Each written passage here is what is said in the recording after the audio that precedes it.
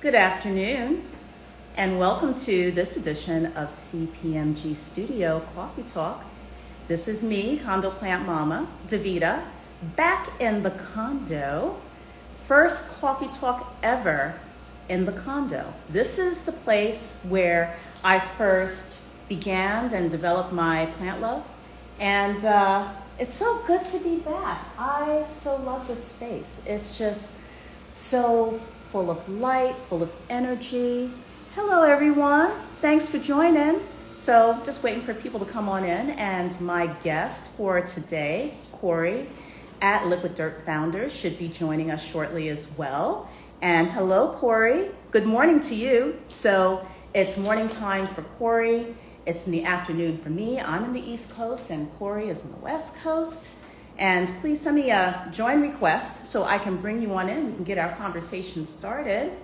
In the meantime, saying hello to them to join us and to just take part in the conversation.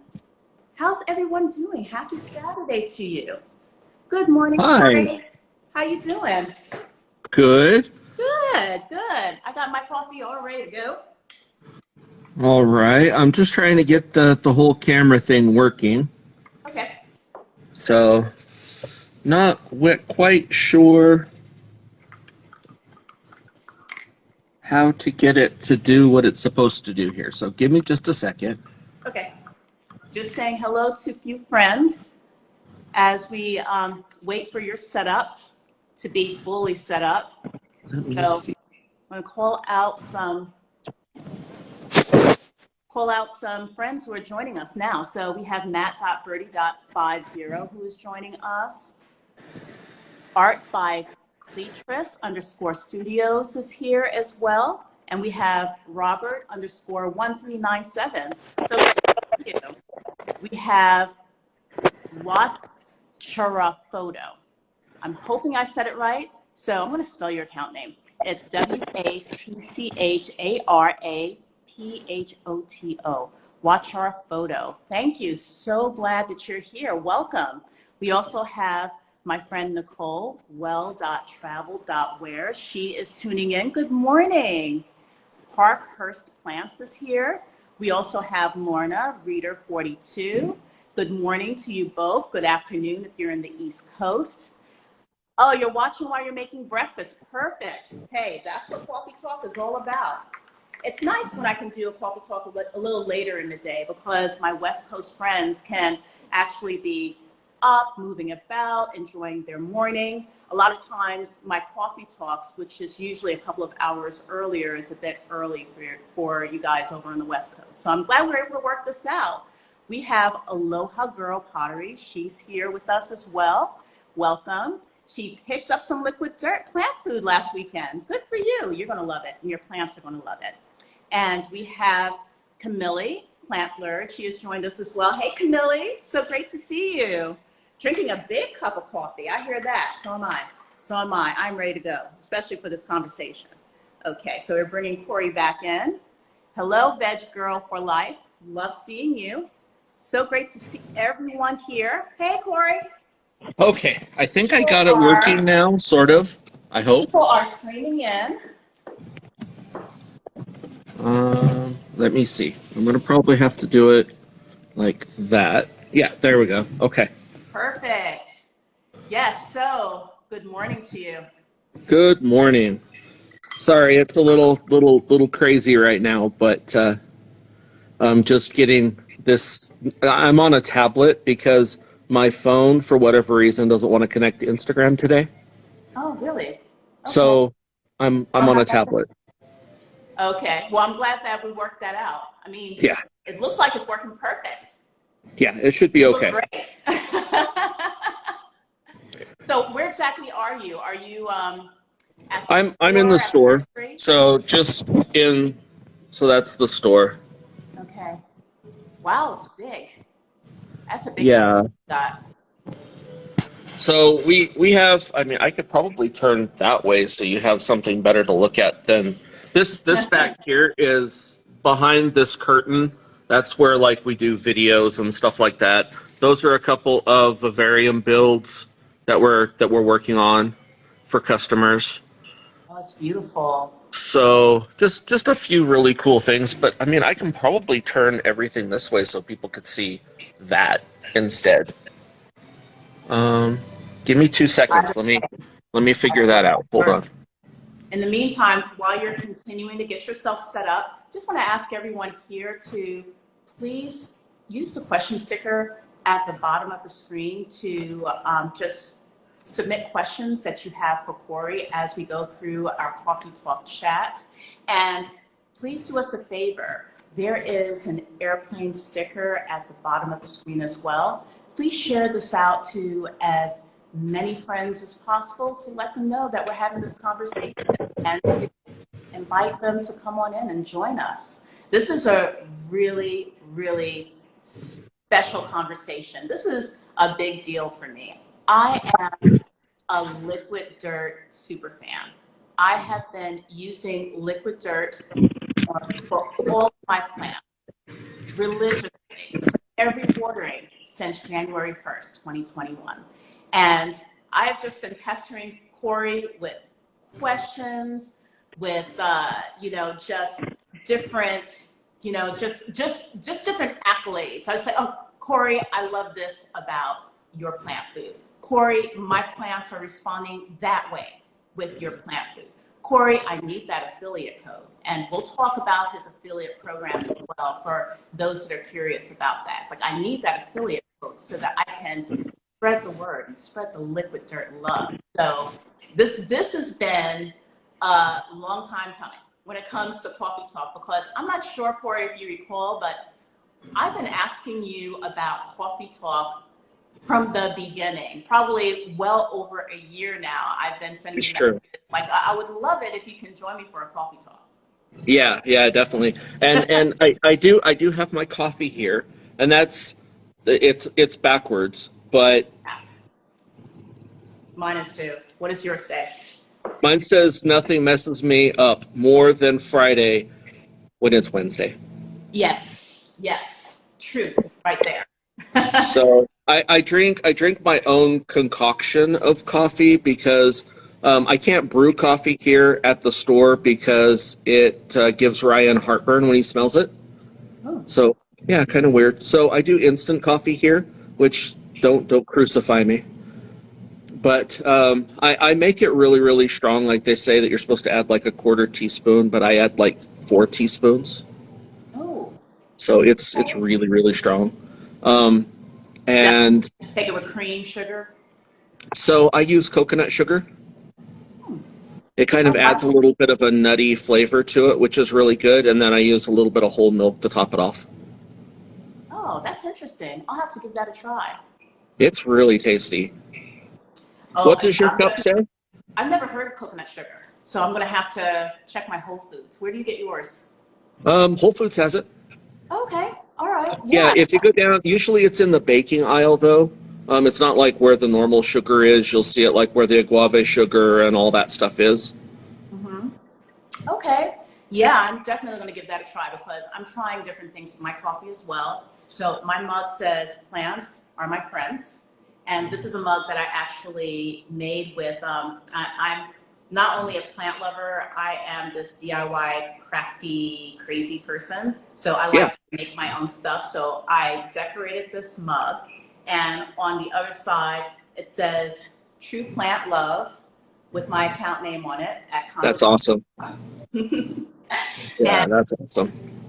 And in my coffee, I am drinking Nespresso, the Nespresso machines with the special pods, Yeah, but I've added MCT oil to it because my family has talked me into trying these keto inspired recipes. And one big thing is the bullet coffee with the MCT oil, the butter. So pretty much that's what I have going on in my cup.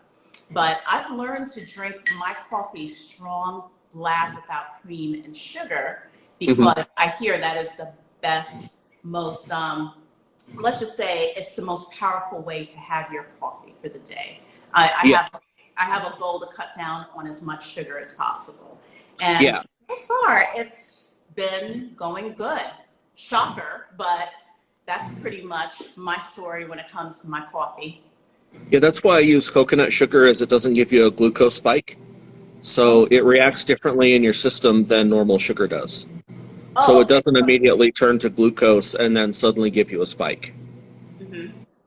So it metabolizes differently.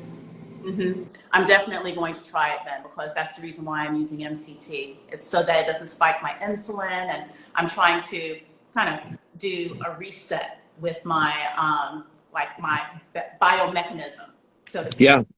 Trying to do that reset and just lower my insulin resistance, all that good stuff. So yeah, Yeah. that is a conversation we can definitely have for another coffee talk for sure. Yeah. Yeah, it's pretty cool. I recently found out that I was gluten intolerant, even though I'm Portuguese Italian.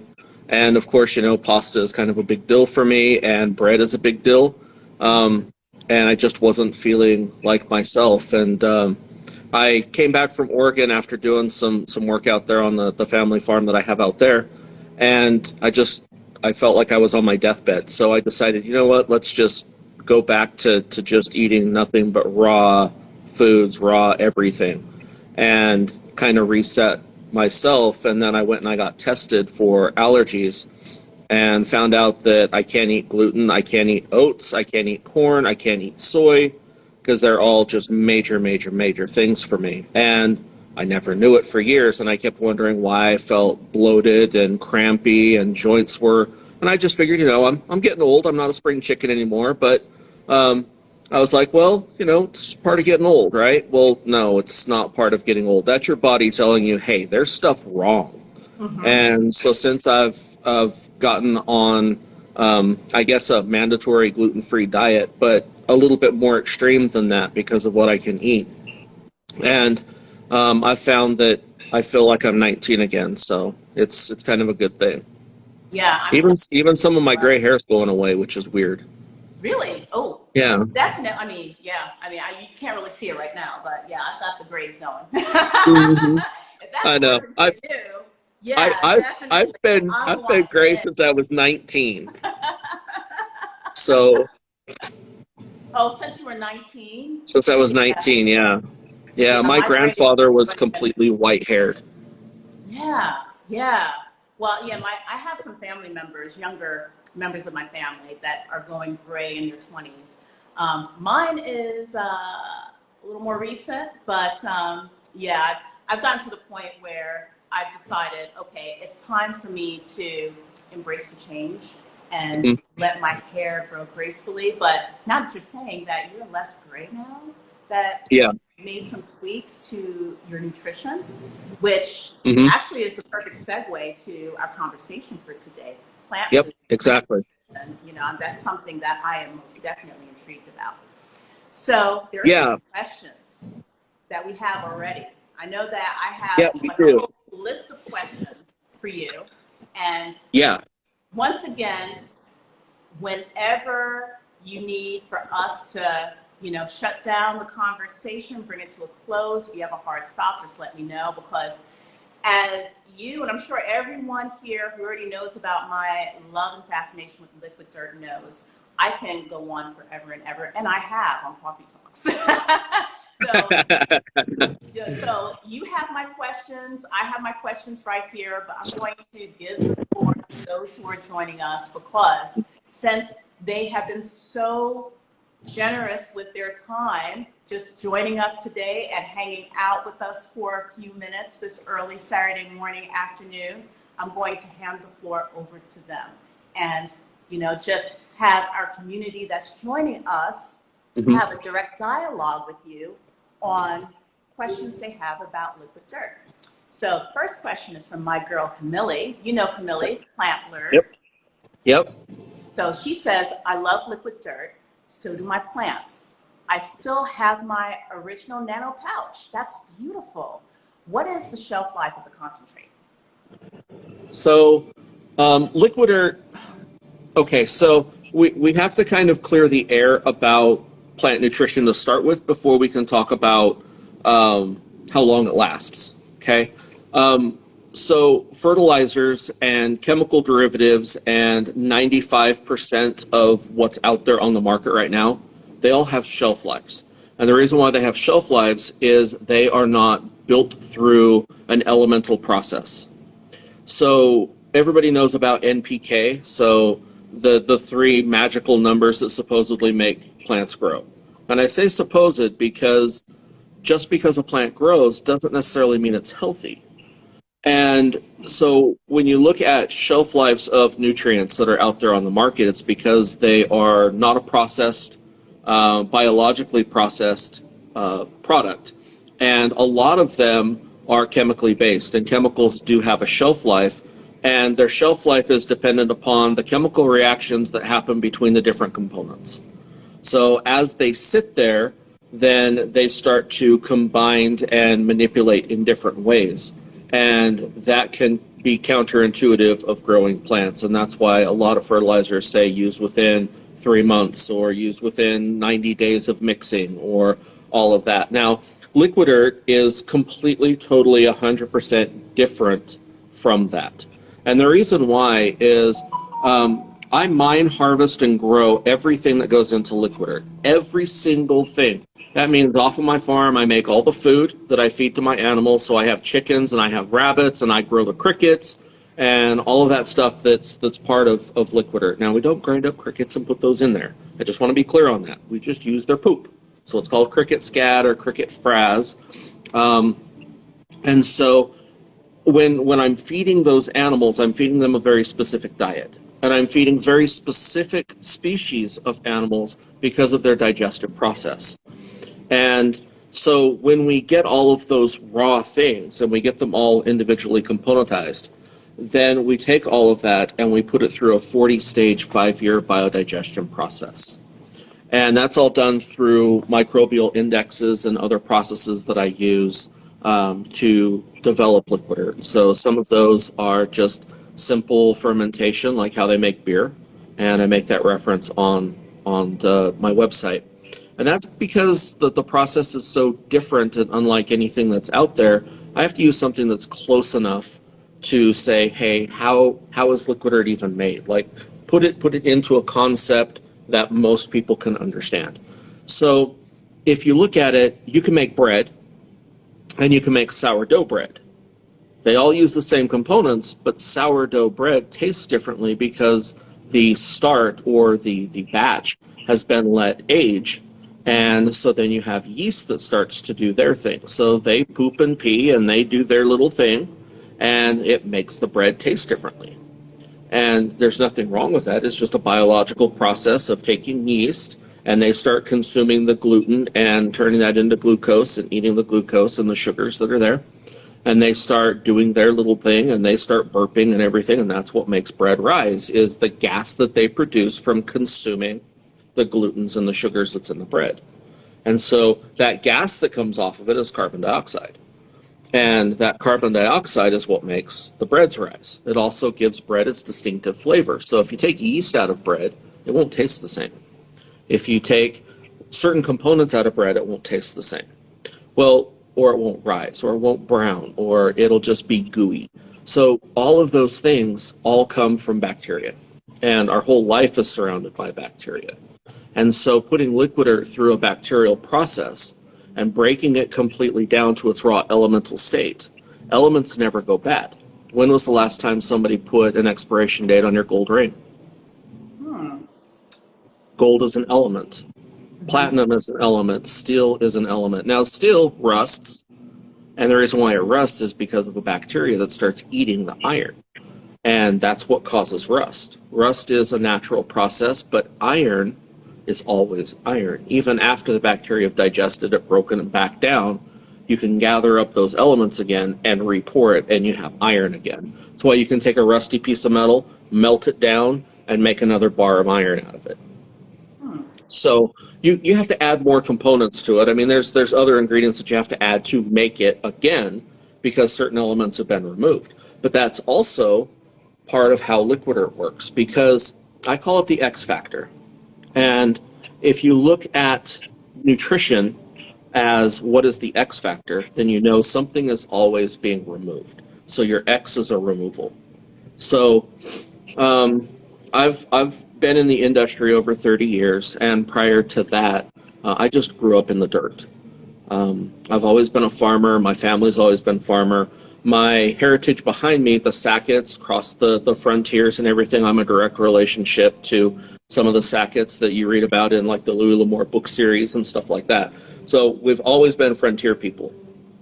And so I've kind of taken all of that knowledge as well as knowledge from around the world and put that all together to make Liqui-Dirt. So it's based on actual, real facts. So what it takes to really grow a plant, not what a lab says it will, not what a formula says it will, not what the computer model says will grow plants, but 30 years of in the dirt, on the plants, millions of plants grown all around the world. We service 38 countries now. We just increased to 2 more countries. So we service 38 countries right now, growing plants of every type of, imagine, from food crops to decorative crops to rare crops. Botanical gardens use us in their systems specifically because we can't harm the environment. The reason why we can't harm the environment is different from a fertilizer. Even though we're lumped into that category by registration and certifications and stuff like that at the different states, we have to be classified as a fertilizer, even though we're not. We are unlike anything else that's in the world because we are completely broken down to raw elements.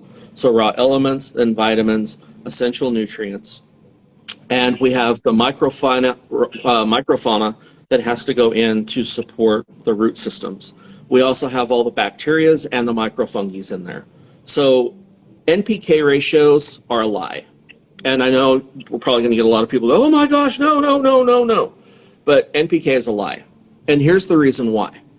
If I looked at you specifically and I said, hey, go to the grocery store and get vitamins A, B, and C, and you'll be just fine for your whole life. You never have to eat again. All you have to do is take A, B, C, and you'll be just fine. That's all you'll ever need. I would be lying to you, right? Right. So if you look at NPK, what is NPK? NPK is 3 elements out of a full list of elements, vitamins, and essential nutrients that you need. Now, everybody's like, yeah, but we're human beings, we're animals, we're a totally different phylum from what plants are. So we're 2 totally different things. And if you go back far enough, all the way back down, we came from plants. We were not a separate branch. We branched off. But our internal structures, how we work, even our eyeballs were developed from a phytoplankton that was using a special organ to sense light so that it knew, hey, I need to float up to the top of the water to photosynthesize because that's where the light is. It was like a little kind of half-rounded little shape, and it's black, and then they got a little ball underneath it. But that was the first primitive eye that happened, and this happened millions of years ago.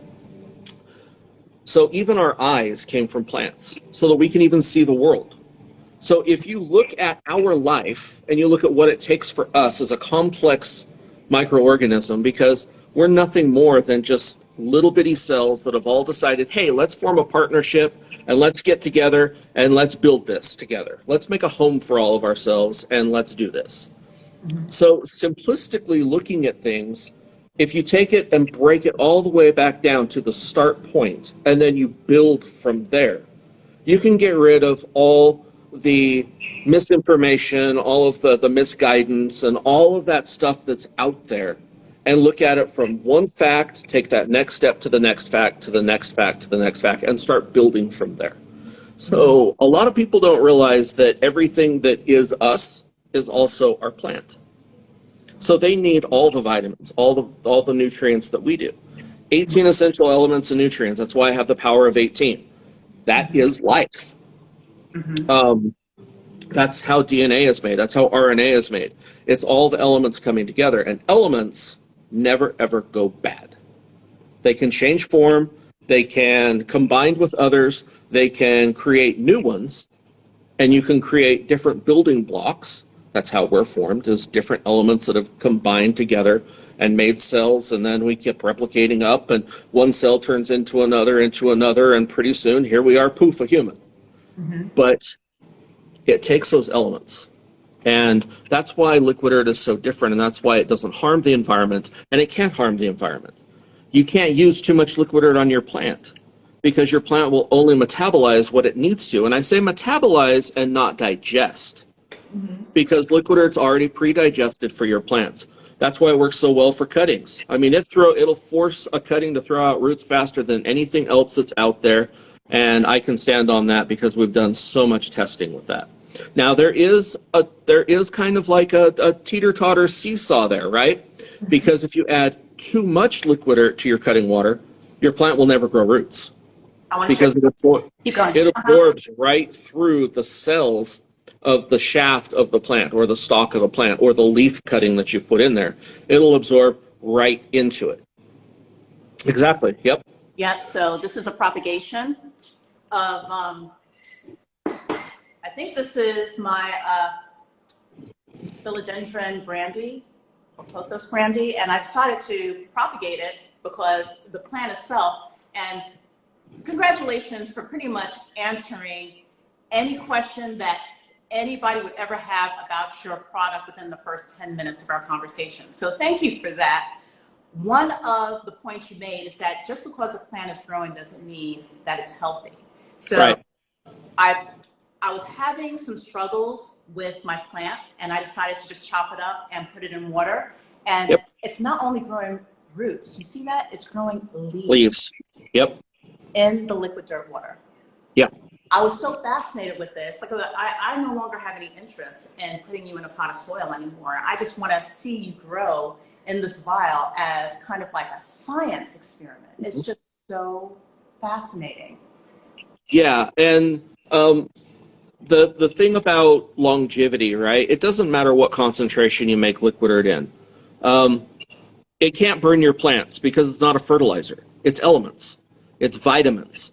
It's essential nutrients. It's the microbes. It's the beneficial bacteria and microfungi. So if you look in that vessel that you have there, and you look at the roots, you're going to see that there's like this jelly coating that's on those roots.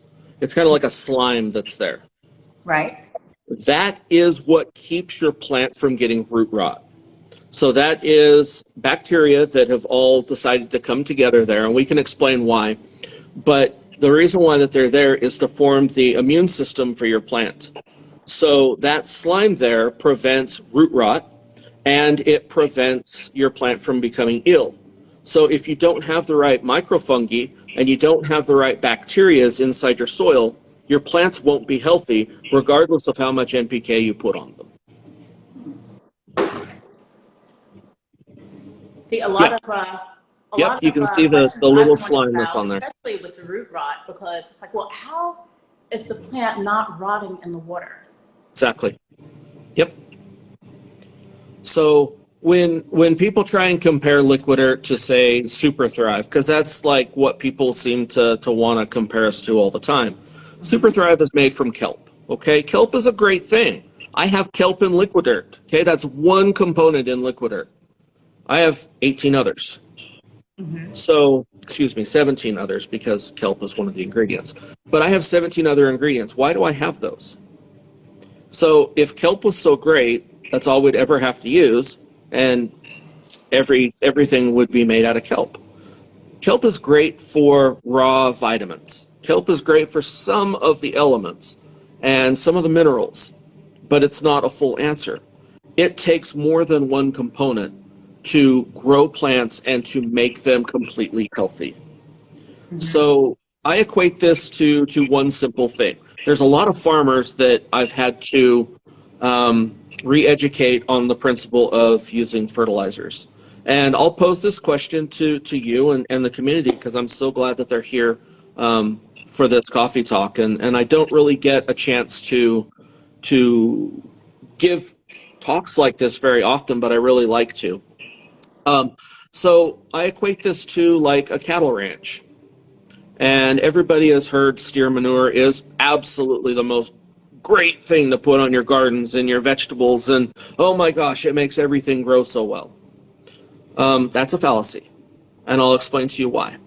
So if you go out in the country, which some people may have to drive quite a long ways because they're in the city, but if you go out to the country or you even just look at photos and videos and stuff like that on the internet. Look around at what happens after a cow has eaten the grass. So the cow goes along and he's mooing along and he's happy, he's out in the sunshine and he's nibbling on the grass and everything, and then it goes down through his digestive process and goes through multiple stomachs so that he can digest it and everything else, because grass doesn't really have a lot of nutrition and things like that. So they have to digest it really kind of well to strip things out. And then as they're walking north, something comes out the south end and that ends up on the ground. And we all say, oh, well, that's fertilizer. That's the good stuff. Not so much. If you really look at that, most of the grass isn't digested. So there is that problem. And if you look at that field after those animals have left, anywhere where that cow patty is does not grow plants. No plants will grow up through it. It can sit there for 25 years, and that cow patty will still be on that pasture sitting there with nothing growing through it. If cow manure was so great, is that not where the plants would want to grow out of first? Is that not where the abundance of plant growth would be? Even if they can't grow up through it because of its density, there would be a ring of massive growth around it. You would have like these columns of super growth around it. But instead what you see is circles of death. You'll see where all the plants have died and gone away. And the other argument to that is, well, the nutrition in the manure is so concentrated that it burns the plants. Well, how would it burn the plants? If there was a lot of nutrition there, maybe they wouldn't grow right next to it. But as the rain came and washed that down and washed it away, you would see these great big outer rings of really phenomenal growth. But instead, you don't see that. There's a reason why. And the cow is your X factor. Okay? So the cow goes and he nibbles along and he eats the grass. Then the grass gets processed. What does the cow need grass for? It needs it for nutrition so that it can build muscle and tissues and keep his glucose up and, you know, all that stuff that makes life happen, right? So he strips all that out of the grass. And then it comes out the south end side in a great big splat when it hits the ground. Then we scrape it all up thinking that that's the best stuff since sliced bread. Scrape it all up, we throw it in a compost pile, and we cover it with plastic, and we let it sit there a couple of years until it finally breaks down into something. Then we scrape that up, we throw it in bags, and everybody puts it on their garden. But where have we put the nutrition? Where's the nutrition? It's in the cow. The cow just went north, and we collected what's on the south. And we think that it's great. Well, there is plant matter that's broken down that didn't get quite so digested, that breaks down, so there is elements inside of it. There are vitamins and minerals inside of it, right? Right. So I'm not saying that there's not. But what I'm saying is it's not the best way to put nutrition on your garden or on your field or on your pasture or anything like that. It's just easy and free for a farmer to do so. So there's no cost there. It doesn't mean it's great. It doesn't mean it works. It sort of works because you are putting a minor amount of nutrition back out on the ground. But if you actually take a cow patty, break it all up, throw it in some water, blend it all up, take that water off, because water is a soluble material, right? Take that water off, and then you test that water for vitamins, minerals, essential nutrients, folates, fulvic acids, biocomplexes, things like that. You're going to find that it's not quite so much of what you thought it was. And so when you have an X factor, you have to plan for that X factor. So you have to know how much nutrition that X factor is taking out of said material so that you know what you're gaining in the end, so that you know how much nutrition you're putting back on that said crop. And that X factor right there is what nobody talks about. It's the giant elephant in the room. And nobody seems to think that, hey, there's been stuff taken out of here. And so when you start looking at it, your plants in that soil are your X factor. How much nutrition does that plant take out of that soil? So if we change soils, we're adding nutrition back, but only if the nutrition's in the soil. So if the nutrition's not in the soil because that soil was not properly formulated and properly balanced with nutrition, not just NPK, but proper nutrition for those plants, you're not going to have the nutrition in the soil to give the nutrition to those plants so that those plants can thrive. And that's the key component between fertilizers, like organic fertilizers that are consistently made out of say, okay, one of the big ones is composting. Do I like composting? How do I feel about composting? Composting is freaking amazing. Okay? It is absolutely amazing. However, we have to think X factor. Everything that you're adding to that compost pile has had nutrients removed. Because it's waste product. Exactly. It's plant matter. It's eggshells. It's the garden clippings from what you did. It's your grass clippings. It's the leaves off the tree to add your brown matter. It's sticks and twigs to add aeration. You know, when you start building your compost pile and you're building it with that, just because it's black and lush doesn't mean it has nutrition. Interesting. So those plants strip nutrition out so that they can grow. When we consume food, the only reason why we consume food is not only because it tastes good, but it's also because we need to have the nutrition to come out of those. So when we take in food and when we take in plant matter and all of that, we have waste products too. Yeah. But we're also an omnivore, and our waste is not good for fertilization, even though they do use that in some countries.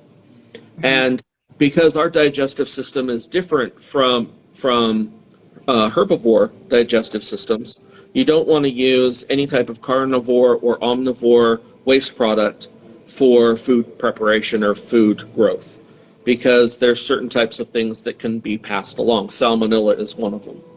And so that can be passed on, and it can cause problems in that. So that's why you want to use herbivoric or insect type feces to develop a fertilizer or to develop the nutrition base. And I say base for what you're developing. And so these are all key components that goes into providing the proper nutrition for plants. Everyone's saying this is making so much sense. All right, keep going. Keep going. So when you have those X factors, whether it's your plant, whether it's the animal that consumed it, whether or not it's the bacteria, because how do you break down your compost pile? Your compost pile is not just magically happening. Take some soil, take a little bit of your compost pile, take it and put it in something that's sterile, add some water to it, keep it at 70 degrees, and go back and take an eyedropper out and dump it on your microscope and see what you see. Millions and millions and millions and millions of bacteria in a proper compost pile. And that's what you should see. You should see those bacteria. They're doing their job. They're eating, they're consuming their feces, because bacteria have feces too. They have little tailpipes. So they go and they do what they need to do. And they consume that and they break it down. That's how our world works. It takes something dead and breaks it down and creates life from it. That's the circle of life. Death turns into life. Life turns into death. It's a full circle. But there are X factors that take nutrition out along the way. So as you're breaking down your compost pile, you think, oh, well, I only use organic stuff in my compost pile, so I'm good to go, right? No. Because that banana peel, you just consumed the banana, and that banana peel has a certain amount of, say, potassium in it. Well, that's great, but when you put it in your compost pile and it gets broken down, how does it break down?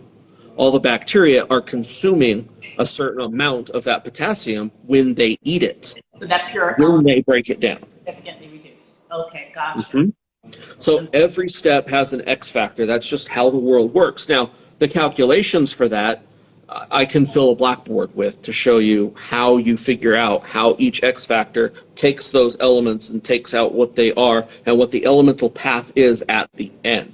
Because all we are concerned about at the end is the end game for what that is. How much nutrition is left in the end? When the process is finished, how much nutrition is there? Now, what bag of soil shows you how much nutrition is in it? What fertilizer tells you how much nutrition is in it? Beyond the NPK value? Have no idea. But NPK isn't nutrition. I know. What is NPK? I broke down for us. I mean, yeah, what is NPK? 3 elements. It's nitrogen, It's phosphorus. Nitrogen, Yeah. phosphorus, and potassium. Yeah. So let me ask you a question. If you only consumed those, which you do every day because you have to, would you be healthy at the end if that's all you ate? Absolutely not. So I'm not saying anything here that when you look at the evidence and you look at the facts and you look at the building blocks of life are not true. But we've been spoon-fed over so many generations that all you need is NPK because chemical factories wanted to get rid of their waste.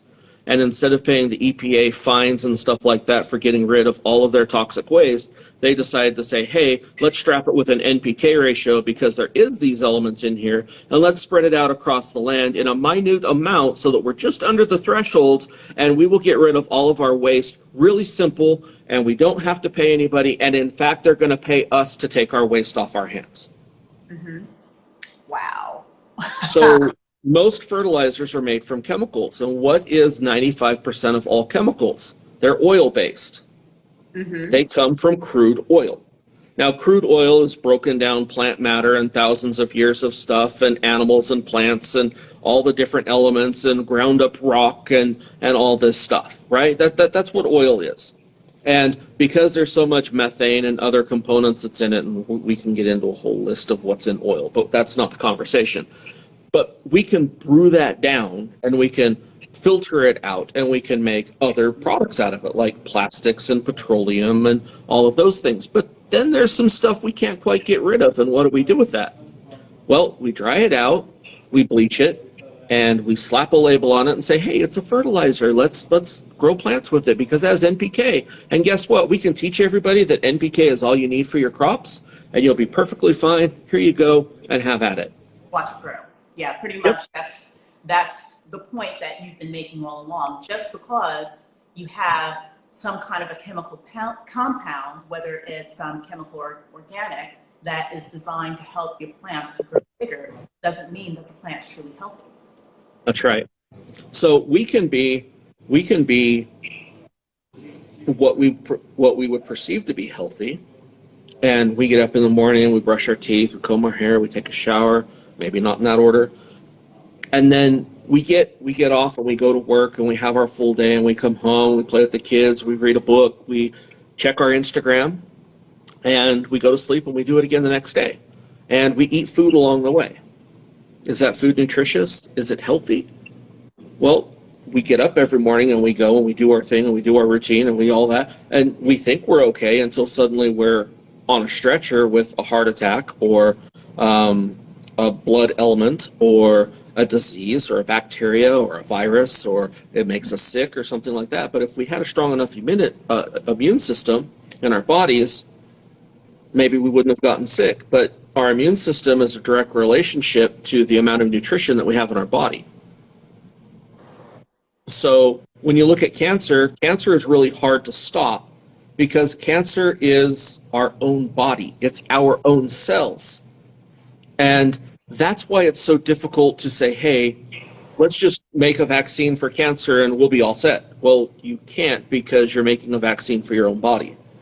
The reason why cancer happens in your body is your cells have lost the 4 last steps on its chain, which is nothing more than how to tell the cell how to die.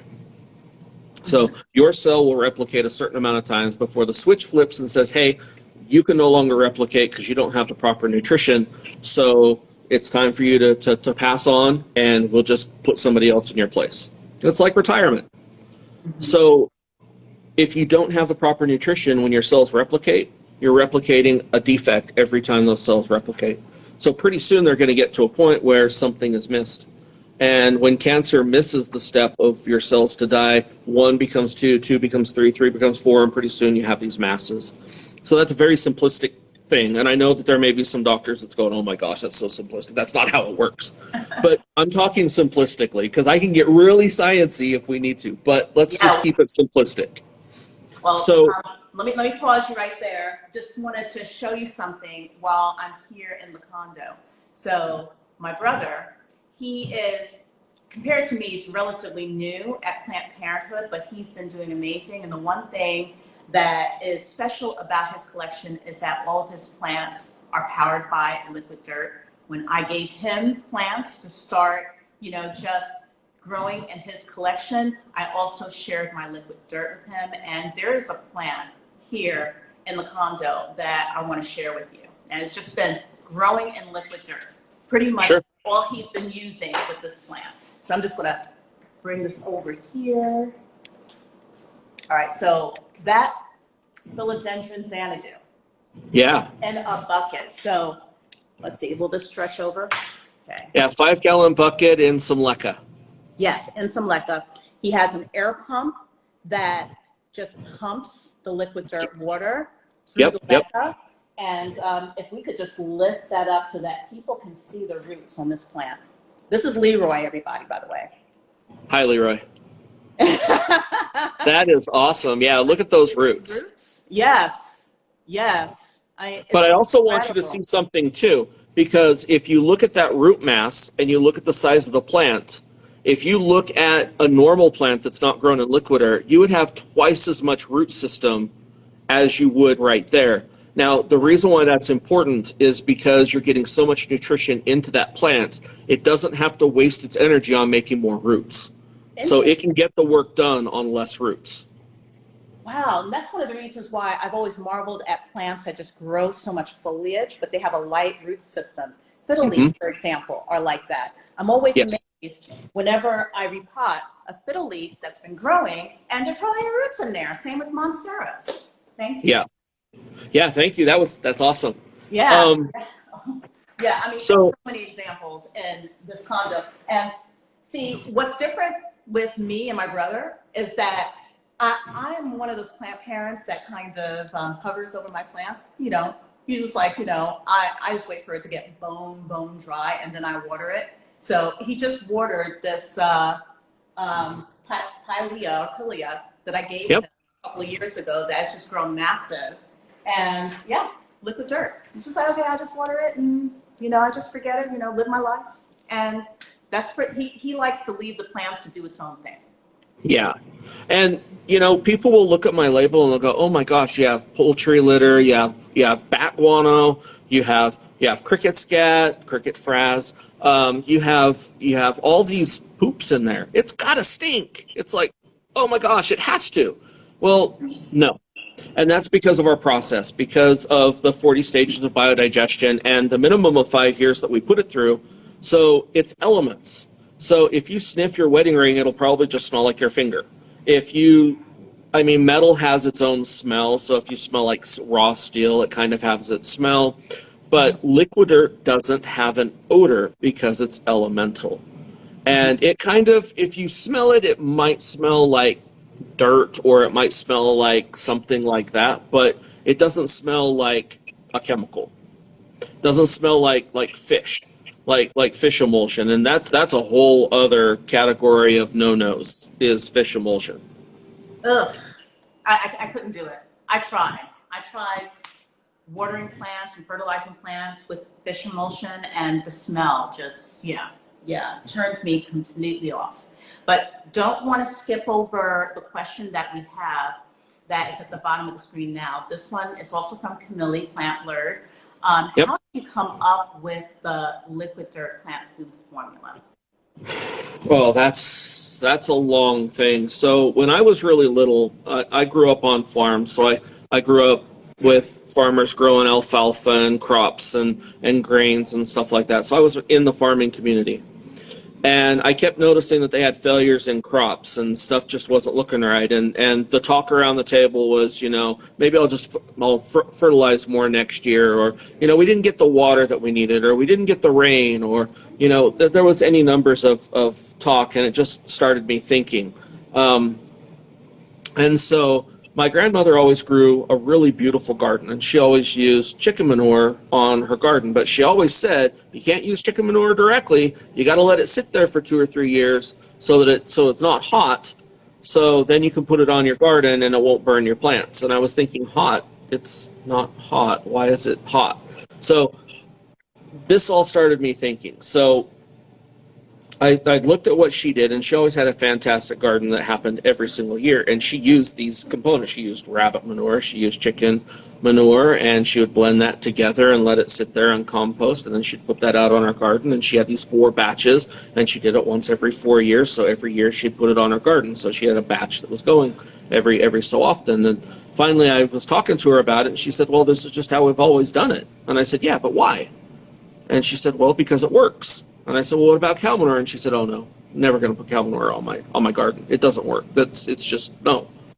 And so I was like, "Well, why? Everybody else uses it. So if everybody else uses it, it's got to be good."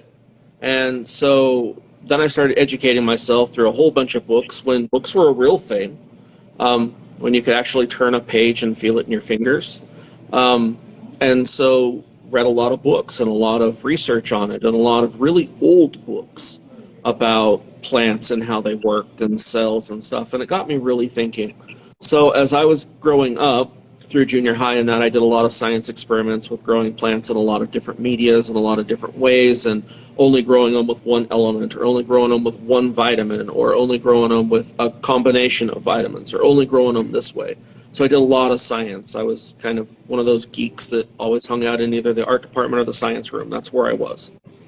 And so by the time that I hit high school, I had enough credits through college and that I could have graduated and all of that stuff. I had a degree before I graduated from high school.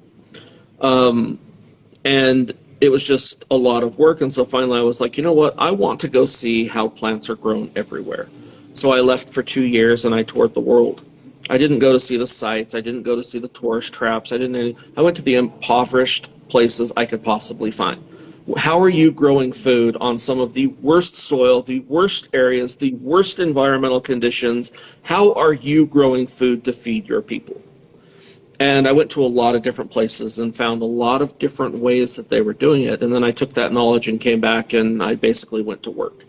And so I figured out that if you feed an overabundance of, say, vitamin A to an animal and they digest it, when it comes out the other side, it's a soluble vitamin rather than a hard vitamin or an insoluble vitamin.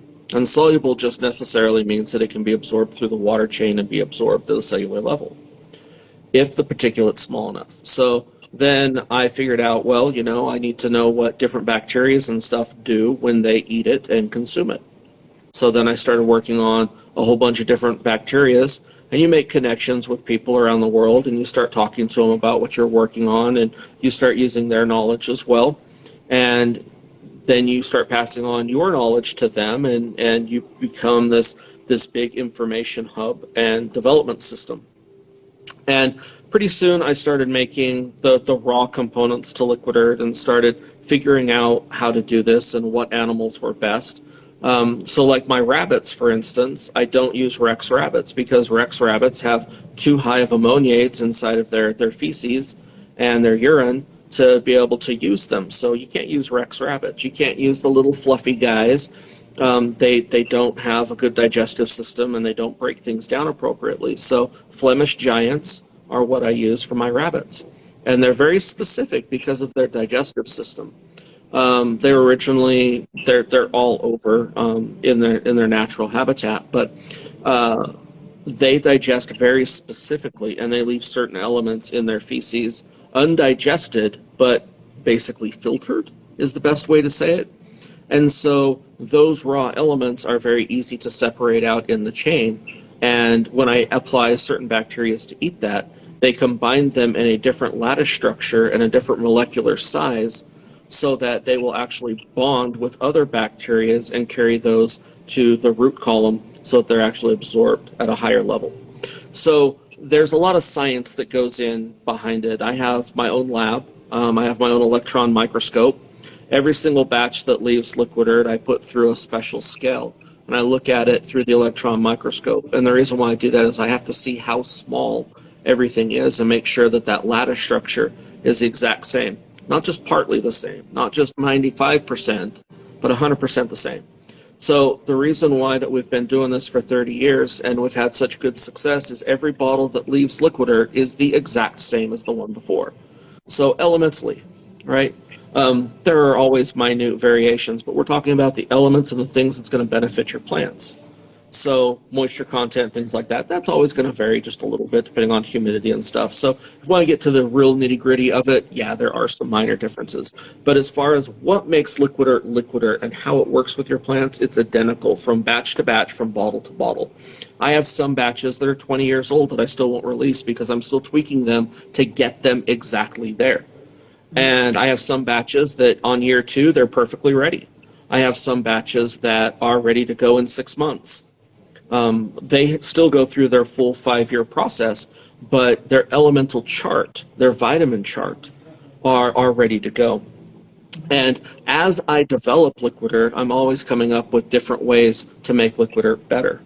Not necessarily through huge changes, but just making Liqui-Dirt better for the plants. And maybe there's a different bacteria that actually attaches better, or that has a different structure. And I have botanist friends that are all around the world that we communicate with, and hey, have you tried this? We just discovered this. Have you looked at this? Can you test this for us? Can you work with this? Can you culture this for us? And so I work with them on the other side of Liqui-Dirt. That's not a retail side or a wholesale side like this is. And so we're constantly developing other plants. We're developing other nutrient combinations, different ways for how the plants actually uptake their nutrients. And so developing the process for Liqui-Dirt has taken 30 years. And it has taken a lot of hard work and dedication. I mean, I have 1,500 chickens that on a rotational basis, that all they do is they eat, they're free range on their range. And we have collection places, so they're actually trained to go poop in certain areas. You can train your chickens to poop. And so they all go and they poop in a certain area, but they're free range. They go out, they take care of the garden, they take care of all of that stuff. So they're eating what they need to eat, and then they come back and then they do their thing, and then they run off and go back out. And at one point, when you first brought Liqui-Dirt to market, it was a liquid product, correct? It was. Was it a concentrate, or was it a liquid that you offer to your customers that they can use directly with their crops and with their houseplants? Yeah, if you look at my Instagram and go all the way back to the start, which is, a few scrolls. So if you go all the way back, you'll see the original bottle there, and it was a liquid. That's why it was called Liqui-Dirt. So it's kind of a play on words, because you don't want to plant your plants in dirt, you want to plant them in soil, because dirt is inherently, by word, neutral. So it has nothing in it. So it's just sterile. So it's kind of a play on words, and Liqui-Dirt was like you're adding liquid dirt to it, because you're adding liquid elements. So it was a play on words when I did it, because I thought, well, it'll stick in people's minds, and it's a play on words because I'm a little sarcastic, if anybody hasn't noticed yet. So Liqui-Dirt started out as a full concentrate. So when you add water to the bottle, that was what Liqui-Dirt was originally when I made it. Yeah, and like the mix that we know of as the mix now. Yeah, so it was a concentrate. So you'd still make your mix off of it. So It was a full concentrate, yeah. So it was just like when you take the bottle and you add your cup of water to it to make that concentrate. That's how I used to sell it, was liquefied just like that. And when I make Liqui-Dirt, it is a liquid. So I have millions of gallons of vats that are great big and everything. I have another manufacturing facility where I do all of that work in. And so Liqui-Dirt is made as a liquid, and then I turn it into a powder. And the reason why I did that was we're working with 6 divisions of NASA, and they told me, they said, we love your product, we love everything about it, it does exactly what we need, but we can't use it. And I said, well, why? And they said, it works great here on the ground, but we can't take that anywhere if we need to because of the weight and the mass. Right. So the only way we can do this is if it's a powder. And I said, well, we can't turn it into a powder, because if you do, elementally it will change. When you add liquid back to it, it will change its chart. It won't be the same. And they said, well, that's the only way that we can do it. So if we're going to continue working together, you need to turn it into a powder. And I said, okay, let me see what I can do. Let me get to work. So it took me 5 years to develop the process of taking Liqui-Dirt from its liquid and turning it into a powder so that when you add water to it, it is the exact same as when it was batched beforehand. Which gets me to the point of why people ask me, why do I have to use filtered water? And there's 2 reasons on why I need you to use filtered water. One is because when you filter the water, you're removing out all the harmful chemicals out of municipal waters. Now, if you're on well water or you're on spring water, like spring from a spring that you get and drink right from the spring, then use that water. There's nothing wrong with that at all. As long as you can drink it, you can use it. But tap water has chemicals in it that, in our infinite wisdom, we've decided that we have to have these chemicals in the water to make it potable. Like fluoride and fluorine and all of these weird stuff that supposedly makes the water so you can drink it. We need to take those out because plants, it can kill plants to put fluoride on them. Also, subdivisions, when they build subdivisions and they finally connect them to the main water supply, they flush those pipes with chemicals to get rid of any bacteria that might be growing in the lines. They flush them with anti-algae. Algae is a plant. Let's keep in mind, algae is a plant. So they flush them with stuff that will kill the algae that starts to grow in the lines. So algae can grow even when there's not light. So just so everybody knows, you don't have to have light to grow algae. And the bacteria columns and stuff that start developing inside of those. So they flush the pipes quite often. Now, if you happen to be one of the lucky ones on the day that they flush their pipes and you just watered your plants and you come back in 2 days and they're all dead and you wonder what happened, it's because you put a herbicide on your plants through the drinking water from your city. And sometimes it won't kill them. Sometimes it'll just cause brown spots on your leaves. Sometimes it will just cause your leaves to die, the lower leaves to die. Sometimes it will just cause root rot. So there's a lot of reasons why you should use filtered water. Now, distilled water. Let's debunk the whole distilled water versus filtered water thing.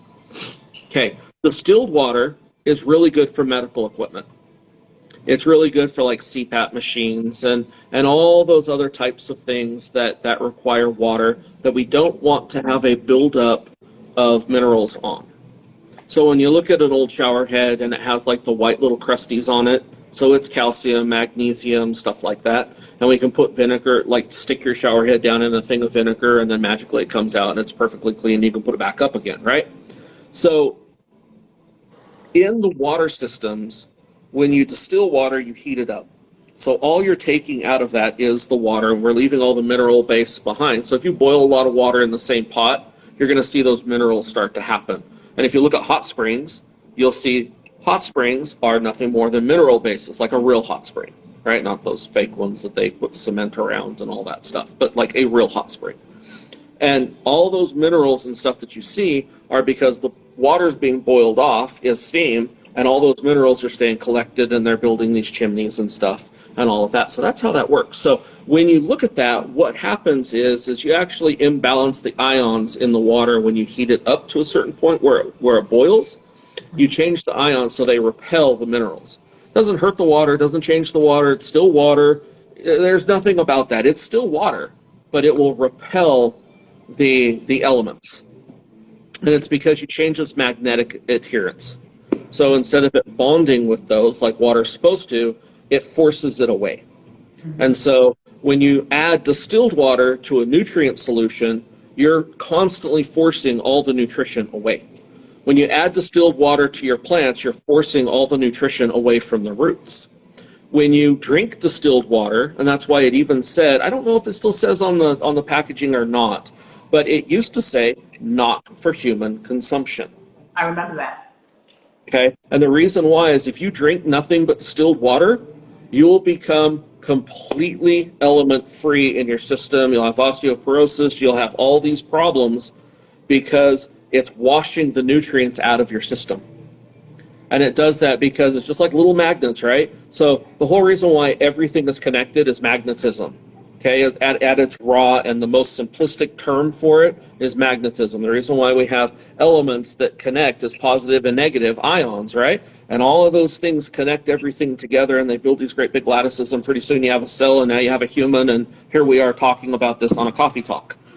So when you start repelling those and you start just having one single raw element that nothing else will attach to, pretty soon you have a problem.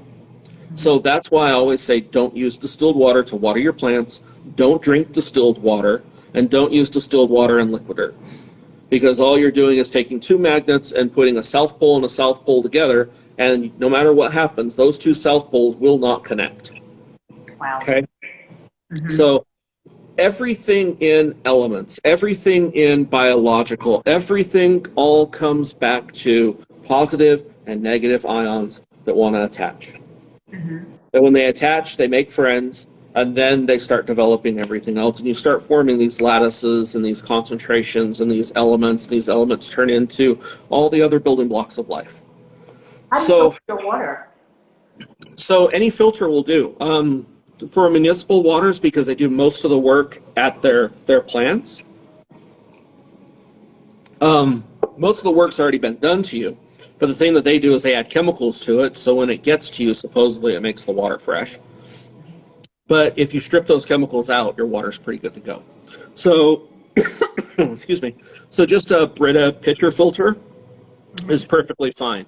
I Zero myself. That's what my family uses. In fact, my brother has 2 Zero water filter tanks on his counter. One is for him, one is for the plants. Because that's how he mixes up his liquid dirt. I myself, whenever I use the filtered water for my plants, it's whenever I make my liquid dirt mix, and that is when you take a capful of the concentrate after you add the cup of water to the powder pouch, and then you taking the capful of the liquid concentrate and putting it in a gallon of filtered water to make your liquid dirt mix. That's when I use it, and I pull out stops. I take my TDS meter and I make sure that when I stick it in a sample of the filtered water, that it reads at 0, no solids that is going into the water. However, I'm too lazy to take the liquid dirt mix, add it to the gallons of water that I use to actually water my plants with liquid dirt. So basically what I do is I take 4 ounces of the mix and I add it to a gallon of water, and then I use that gallon to water my plants with. So long. I use the tap for the liquid dirt water, or what I like to say, LQD water. So for example, what's in here, which is the liquid dirt solution with the mix and the water, it's tap. So pretty much, am I creating the same issue with taking the mix and then mixing it with tap water and watering my plants? Or in order for my plants to get everything that it needs, do I need to filter everything from start to finish? So it really depends, again, on your water system. So if you're in a really big city, now New York is a little bit different because they use a lot of spring water in New York.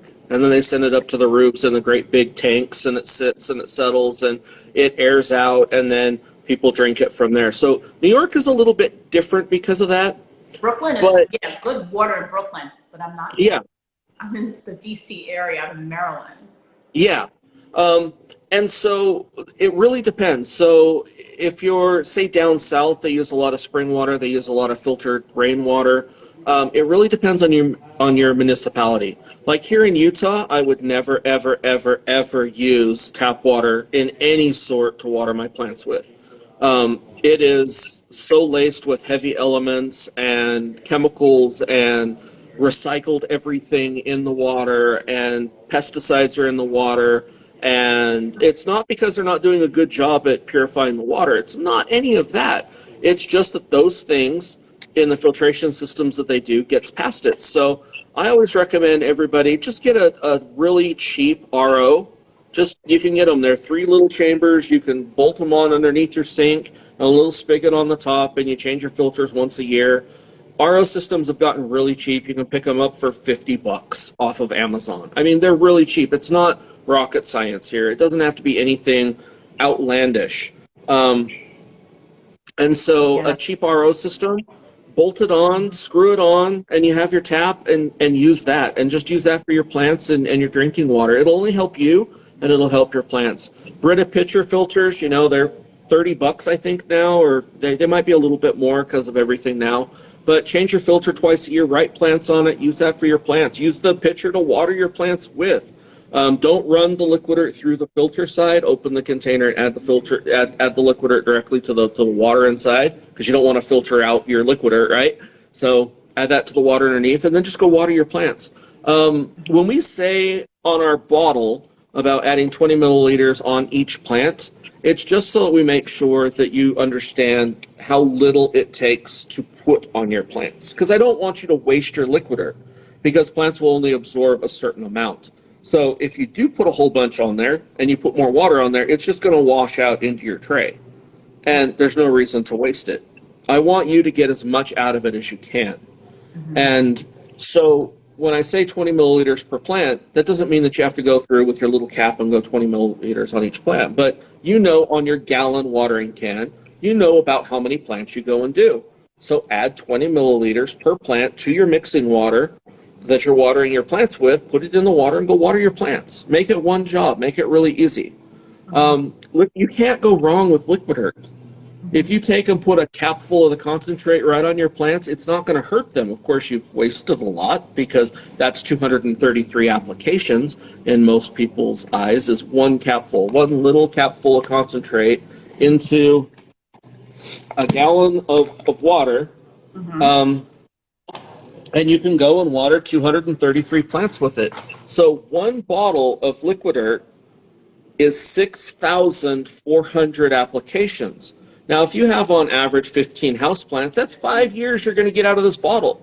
Right. To use Liqui-Dirt to put the proper elements on your plants is cheaper than the water you're putting on your plants. Oh, yeah. This is a quarter of the cost of how much it charges you, unless you're on a well and you're pumping your own water, but you still have electricity to pump the water. Yep. Now, Liqui-Dirt is cheaper than the water. So why would you not put it on your plants all the time?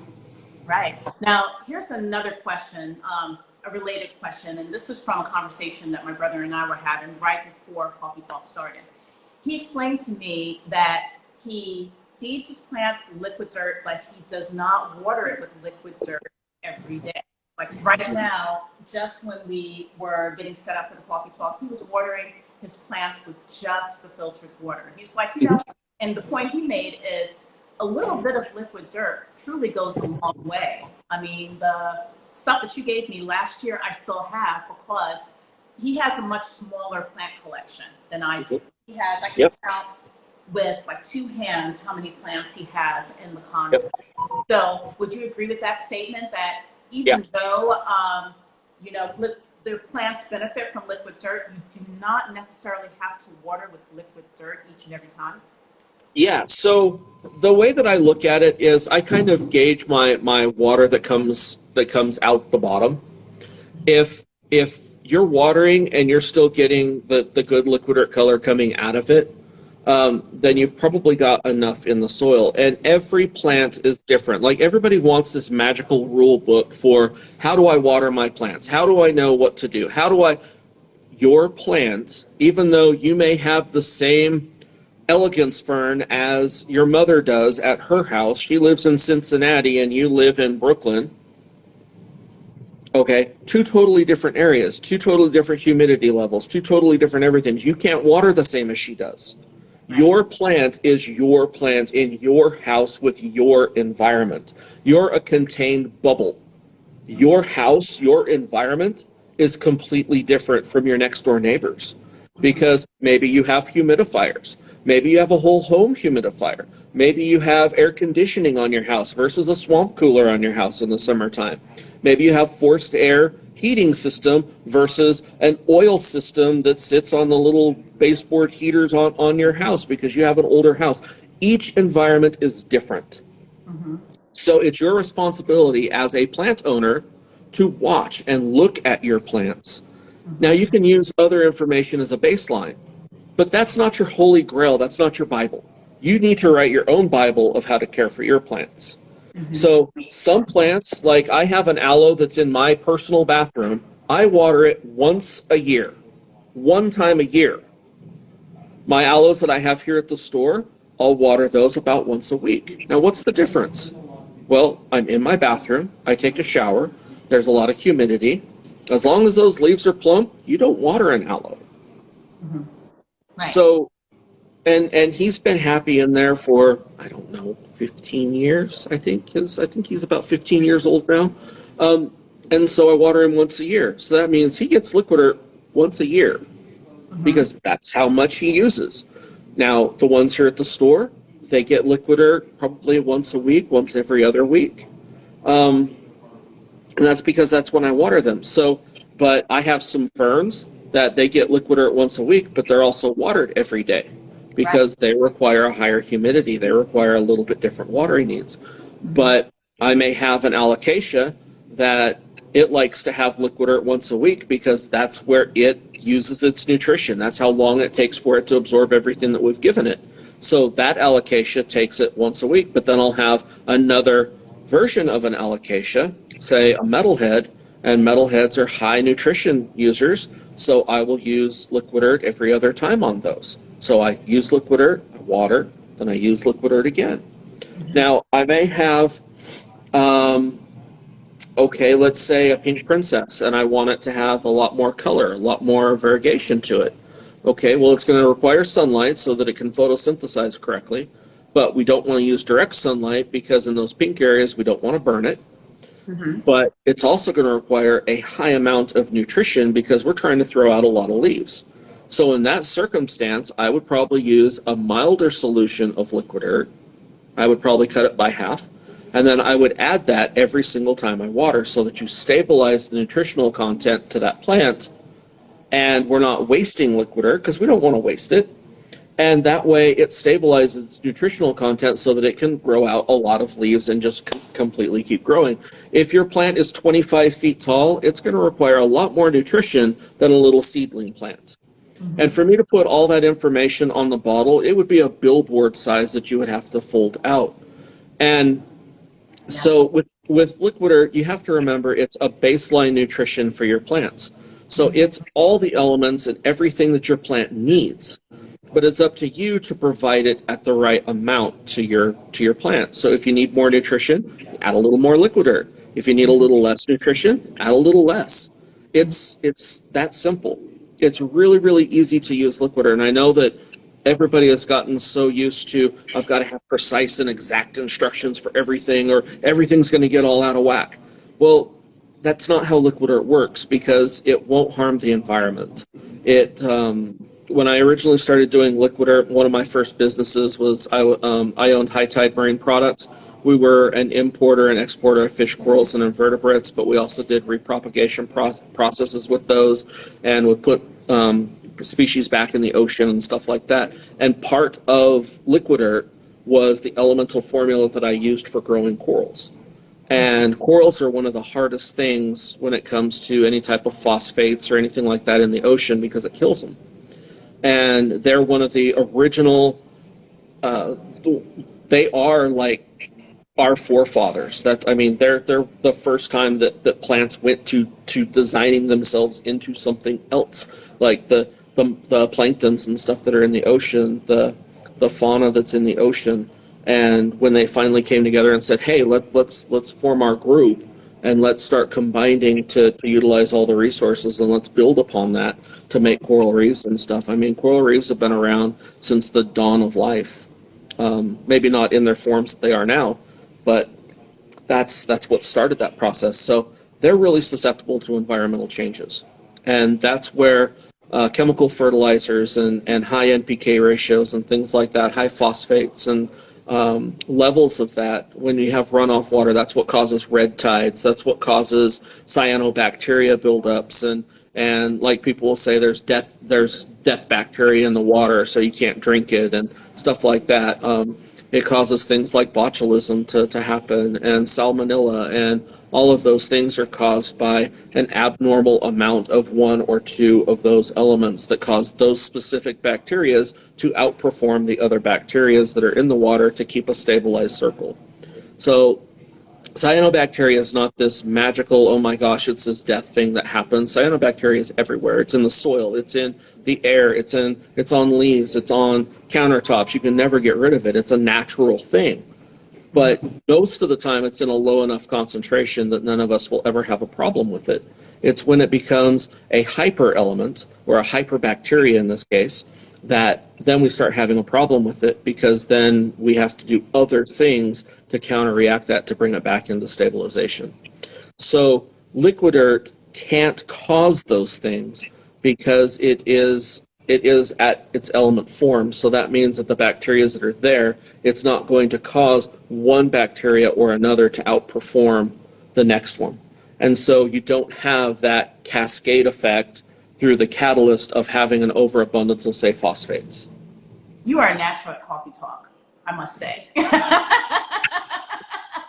Because yes, lots of like just really good conversation happens with coffee talk. And like me, you can go on all day long on the topic under discussion. And speaking of which, the question from let's underscore talk underscore gardening, let's talk gardening.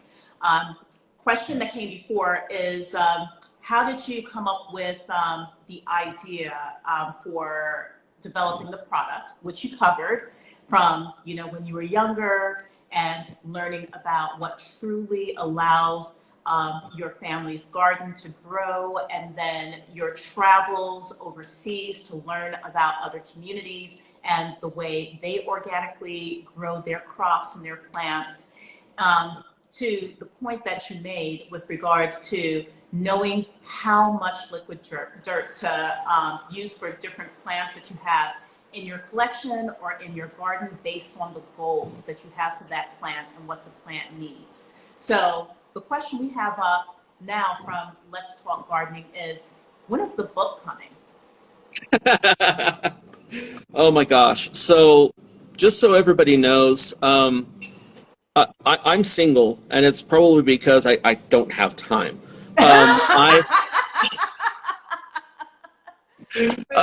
You single women out there wondering. So I start my days at about 4 or 5 o'clock in the morning, and I usually go to bed about 2 a.m. So if you do the math, I sleep between 2 and 4 hours a night, and that's 365, 7 days a week. I don't take days off. My guys have to force me to step out because I'm legit a workaholic.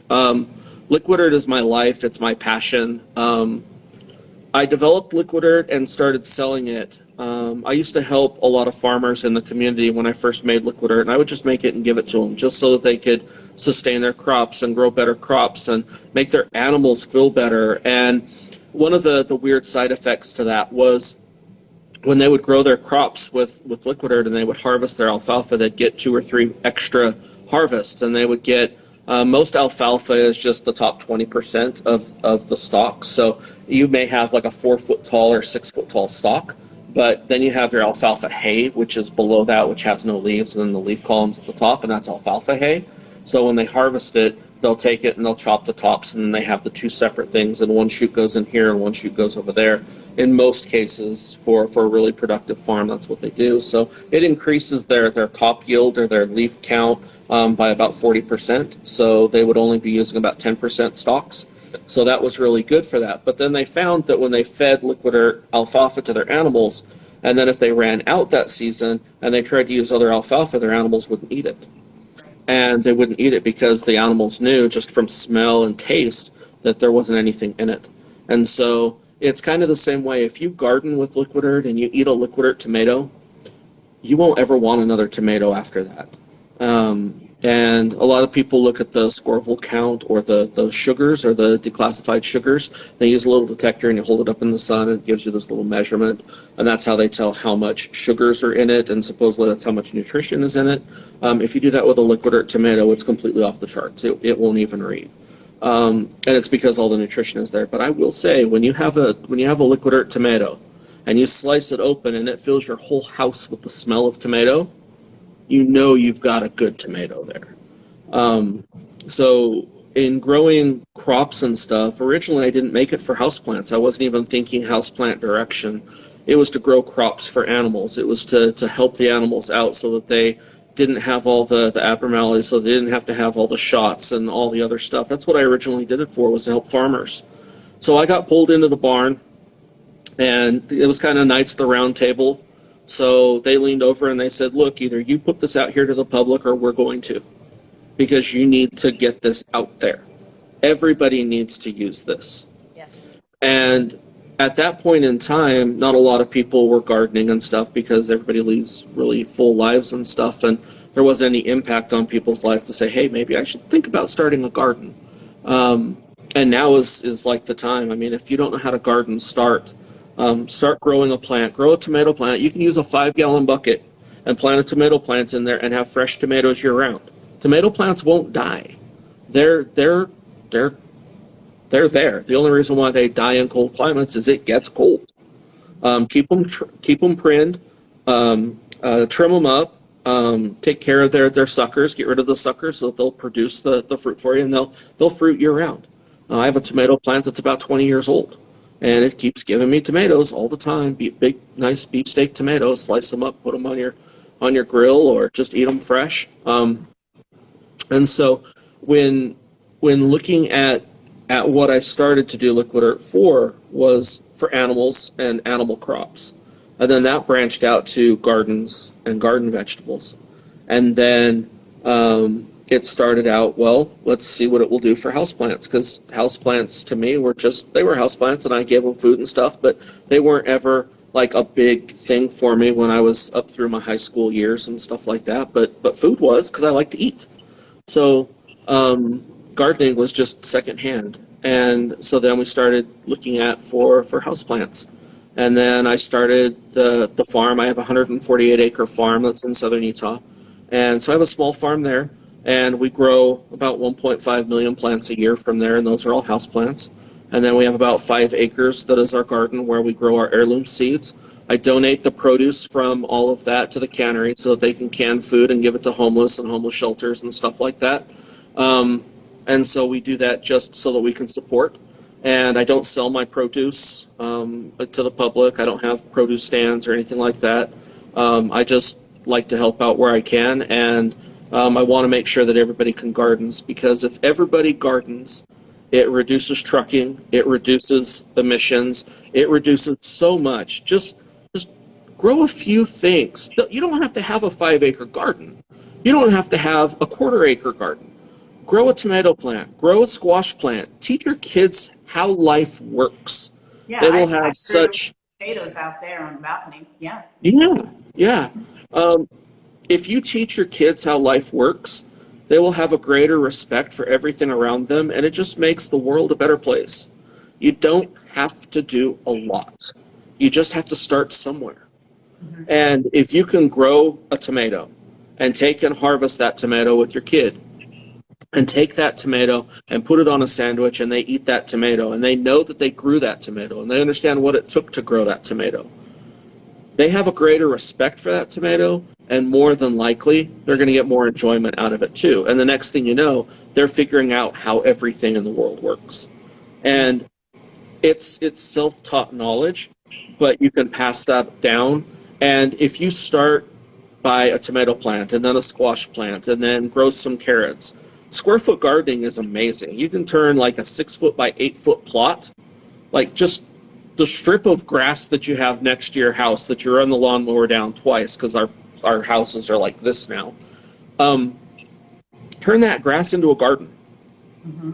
Grow some food for yourself. It's fun. Is it hard? Yes. I'm not going to say it's easy. It is hard the first few years when you start. But after that, it's going to get easy because then you'll figure out, oh, well, if I do this, it's simple.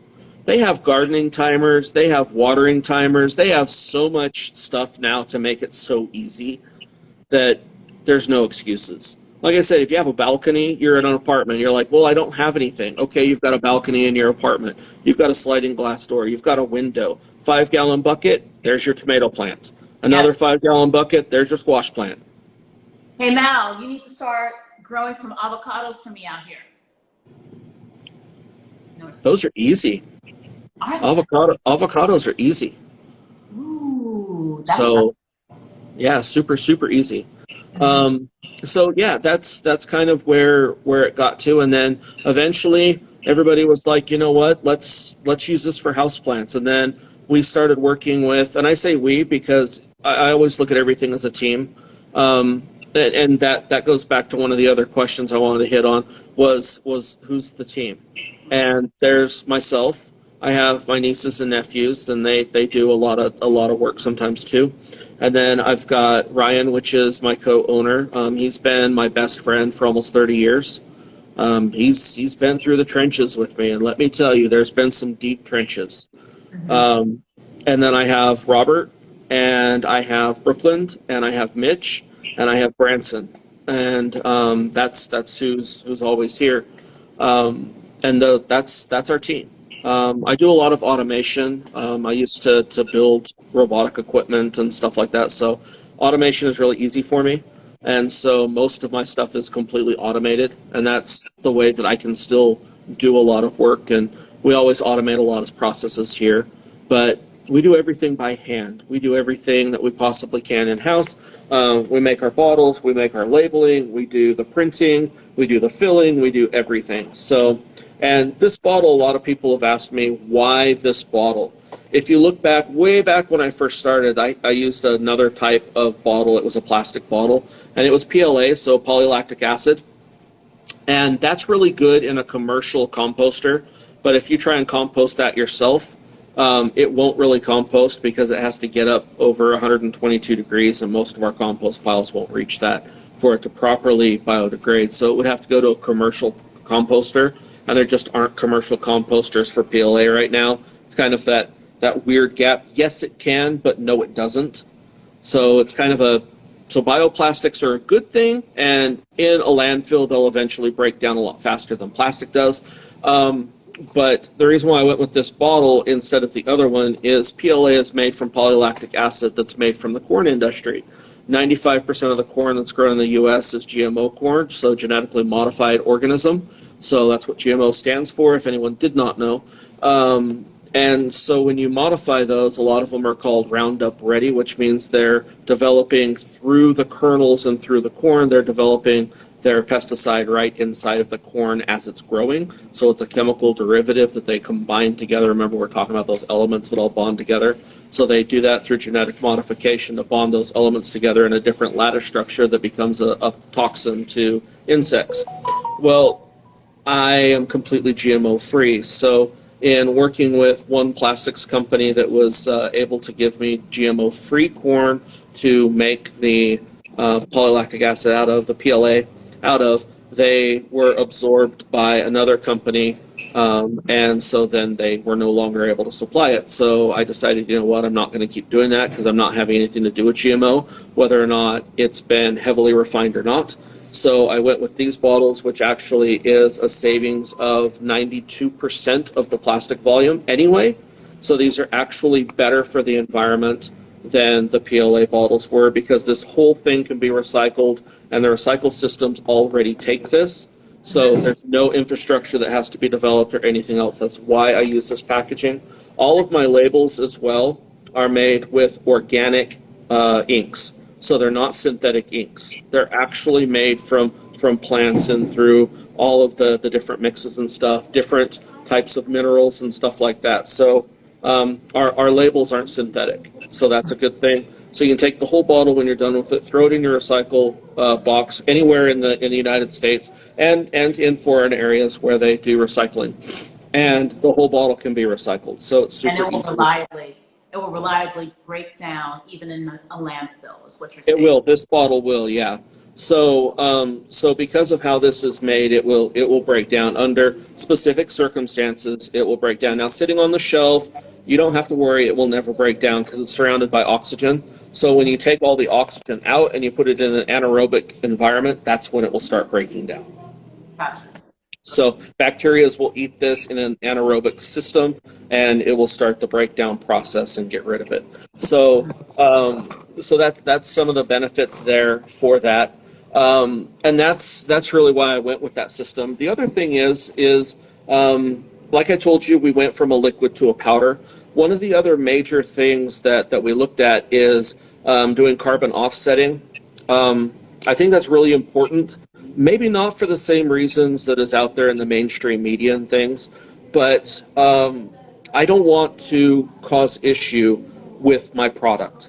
So I look at the end game of a product, and I wish more manufacturers would start there rather than end there.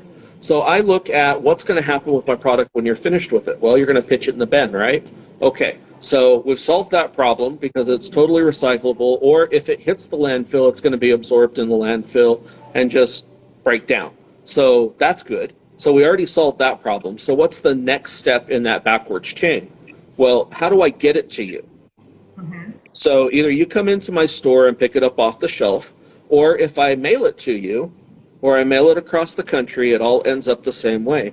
You get in your car, or they get in their delivery truck, and they drive it to you. Well, if it's a liquid, it weighs more, which means when we send out millions of bottles a year, all those millions of bottles equate to a certain amount of fuel that's been used for the transportation of the product, which means there's so much CO2 that's been emitted from exhaust pipes. And so I wanted to reduce that as well. So by removing the water out of Liqui-Dirt, we actually save 450 million tons of greenhouse gases from being released in the atmosphere just from the transportation of our product. And to me, that means something, because the greenhouse gases and stuff, you know, global warming is a natural process. It happens. We've seen it in the geologics forever, okay? But the main difference that's happening now is we've sped that up because of the release of everything that's happening. So we've changed the time scale for that in the world. So did we cause global warming? No, it's a natural occurrence. But we have contributed to the fact that it's happening at an alarming rate, which is going to cause problems not only for us, but for the entire world. Every living thing here is affected by it. So if I can do one small little thing, like controlling the amounts of pollution that I create from the manufacture of my product, and if I can help to sustain that and reduce that offset, then I'm doing my one little part to make sure that I'm not causing a problem for generations to come, or even my generation, or anybody who's around right now.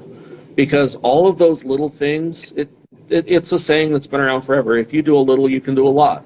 Well, do a little. So that's where we started this. We look at the end game of our product, not what it does for your plants, not what it does to manufacture it, not any of those things, but what happens to it in the end. What is it that happens? How do I get it to you? How is it transported? And then why am I going to charge you for water? To me, it's not ethical. So you can add your own water that you have already. So why would I charge you for water? So in my eyes, and how we format the company and the direction that we take it, is I want to benefit.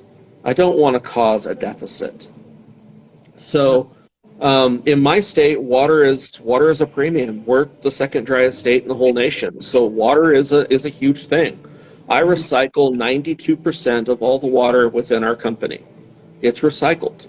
So when I make Liqui-Dirt and I take the water out, that next batch of Liqui-Dirt comes from the water that I've already had there. So it's a complete loop. We're not taking fresh water and putting it in there. We do have some water that's lost. That's why I say 92%. It's a little higher than that. But you know, out of a year, we might use an extra 1,000 gallons of water a year to manufacture Liqui-Dirt. And at the amount of Liqui-Dirt that we produce, that's really minimal. That's like maybe a half a teaspoon a day is what we use to make Liqui-Dirt. And it's all about recycling and thinking about those things in the start. So Liqui-Dirt to me is more than just a plant food. It's more than just an aid to grow plants. It's a way of taking a plant or something that's growing that produces happiness for you, make it better, and then not have any ill effects from the making of it better. Right, right. Having your garden be as happy as it possibly can be in your bubble without taking away from the environment that you're living within. And That's true. I see that, and this is a point that Let's Talk Gardening has made in the comments. There's a lot of intentionality behind everything you do with this product. Mm-hmm. But a lot of people don't realize that your company, Liqui-Dirt Organics, is not just the product. You have decided to also create a gardening center. You have a plant nursery, so that's the shop that you're in. Exactly, yep. Gardening center, you have manufacturing facilities, you have a farm, 148 acres, did you say? Yeah, it's a small hobby farm.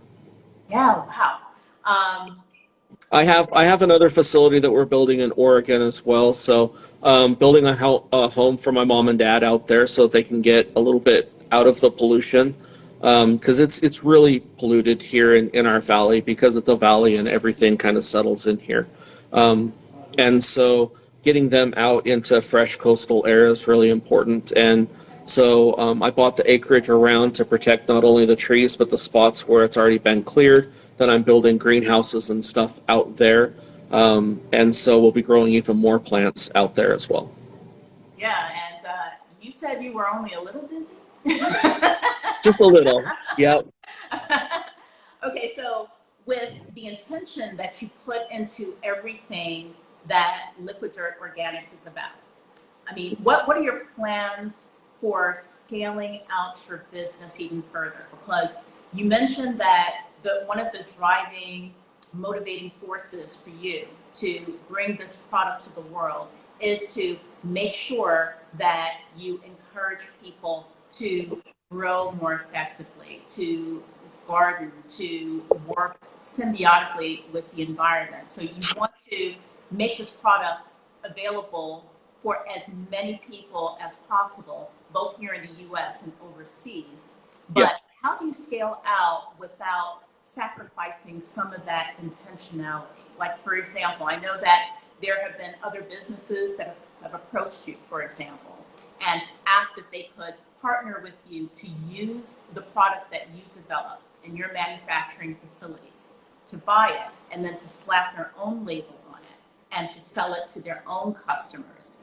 I mean, what have been some of the challenges of trying to scale your business so that you can make sure this product is available for as many people as possible without sacrificing intentionality? So, yeah, if you look at my Instagram or my YouTube, you'll see kind of one of those problems that you're talking about that's arisen. I'm not going to go into detail on that on this coffee talk. Watch the video. You'll understand. You can do your research, make your own decisions and your own conclusions based on that. One of the major things that we have is we have a code of ethics, and we also have a code of standards. And our standards don't conflict with our ethics, and our ethics don't conflict with our standards. And one of the key standards is in our customers and how we relate to customers and being involved in the customers, not only just coming in and purchasing something, but involved with their life and their triumphs and their hardships and things like that. And so our customers mean something to us. Nobody's a number for me, for this company. We have thousands and thousands of customers from all around the world, and every single one of them is the most precious to us, because I would not be here talking to you right now if it wasn't for that one person that was our very first customer And that customer that just happened 10 seconds ago, that for that moment was our last customer, and then the next moment there's another customer, right? But in the stands, every single customer between start and finish, between those seconds, is an important person to us. We would not be here without them. I wouldn't have made Liqui-Dirt. I wouldn't have started the retail center and the wholesale division and getting Liqui-Dirt out so that families can grow food and so that they can grow that one plant that they've always struggled with that now makes them happy. I wouldn't be here without all of you. And that's important to me. Sorry. Oh, I'm so sorry. Yeah, I understand exactly what you're saying. When it comes to that particular challenge that we ran into a couple of years ago. And I can tell you for a fact, as a loyal customer and as a participant in your affiliate program, we so appreciate the partnership that we're building with you, and we appreciate the experience that we have interacting with you and your team members and your company from start to finish. And yeah, so the affiliate program is a special one. That was going to be my follow-up question to ways in which you're growing your business and you're scaling it out with as much intentionality as possible. Yeah. You have put a lot of time and investment in building an affiliate program where the people who actually use your product and swear by your product are the ones that's also helping you to share the product with others within their own circles and their own communities. And in exchange, there is some benefit that is being offered to people you're partnering with as affiliates. Can you tell us a little bit about how that affiliate program started and how it's going? Yeah, the reason why I started, and I call it a supporters club, and the reason why is because I don't pay for people to be in our program. I do give money for you for every sale that's made because of that. And the plain and simple fact is you have done work, and I don't feel comfortable with someone doing something for me for nothing, because your effort and the time that it takes to make those posts is very important to me. And the only way that I can say thank you is to not give you 1,000,000 bottles of Liqui-Dirt, because you'd never use them all, and therefore it's a waste. But I can help you by maybe putting bread on the table for the work that you've done. So I do give a little bit of money back to everybody for each sale that happens from the loyalty program and from the supporters program. And that's the reason why I do it, is I don't look at you and say, hey, I'm going to pay you $4,000 a month to make a whole bunch of posts and ads, and here's your money, and there you go. That's not how this works. It works off of your effort and your compassion for the product. And I don't give product to you to use to start your process of being in the supporters, because I feel it's important for you to buy the product yourself, utilize it, form your own opinions for yourself. I'm not going to tell you, oh, well, I'm only going to have you in the supporters club if you say good things about me. No, I want you to use it. I want you to tell me how you like it. Do you like it? I don't add people that just bought a bottle and now suddenly they want to do it. No. How long have you used it? That's the first question. How long have you used Liqui-Dirt? And if they come back, well, but it took a while for you to give me my discount code. So just so everybody here knows, I had to campaign for my discount code. It's true. From Cory, I messaged him and messaged him and messaged him until after a while I was like, where is it? Where is it? I need it. Because from my standpoint, I have been a true Liqui-Dirt believer from the time I first started using the product. And I've been hearing about Liqui-Dirt sometime before. I started using it, saw how my plants responded to it, and I was just banging the gong, always coming through Cory's DM. Yeah, it's just like, I love Liqui-Dirt. I need a discount code. I need to share it with people who I'm connected with. I need you on Coffee Talk. So thank you again for joining me for Coffee Talk, because that is how you are thanking me for what I've been doing to try to spread the word for Liquid Dirt. And I appreciate that. But yeah, just, honing in on that point you just made, in which, you don't just freely bring people into the supportive club just when they first start using Liquid Dirt. One of the things I appreciate about you is that you take the time to form a relationship with people. I really do, and sometimes it's really difficult for me because I have so many pots on the fire right now. Like people say, my plate is full. I'm like an all-you-can-eat buffet that every plate is full right now. Right. So it's a lot, and so I try and do the best I can. But I also, before I let somebody into our supporters group, I research them. I look at the past posts that they've done. How do they relate with their community? How do they answer their posts? I want to know who they are, because it's not necessarily having somebody that's like-minded. It's about moral intent. It's about who you are as a person, because that matters to me more than a sell. That matters to me more than a dollar figure. To be quite honest, I would not be doing this if it was for the money. I haven't raised the price on Liqui-Dirt in 6 years. And prices have gone through the roof right now. And I have not raised the price on Liqui-Dirt. I am making it affordable for every single person to be able to give their plants what they need, because I respect the plants too.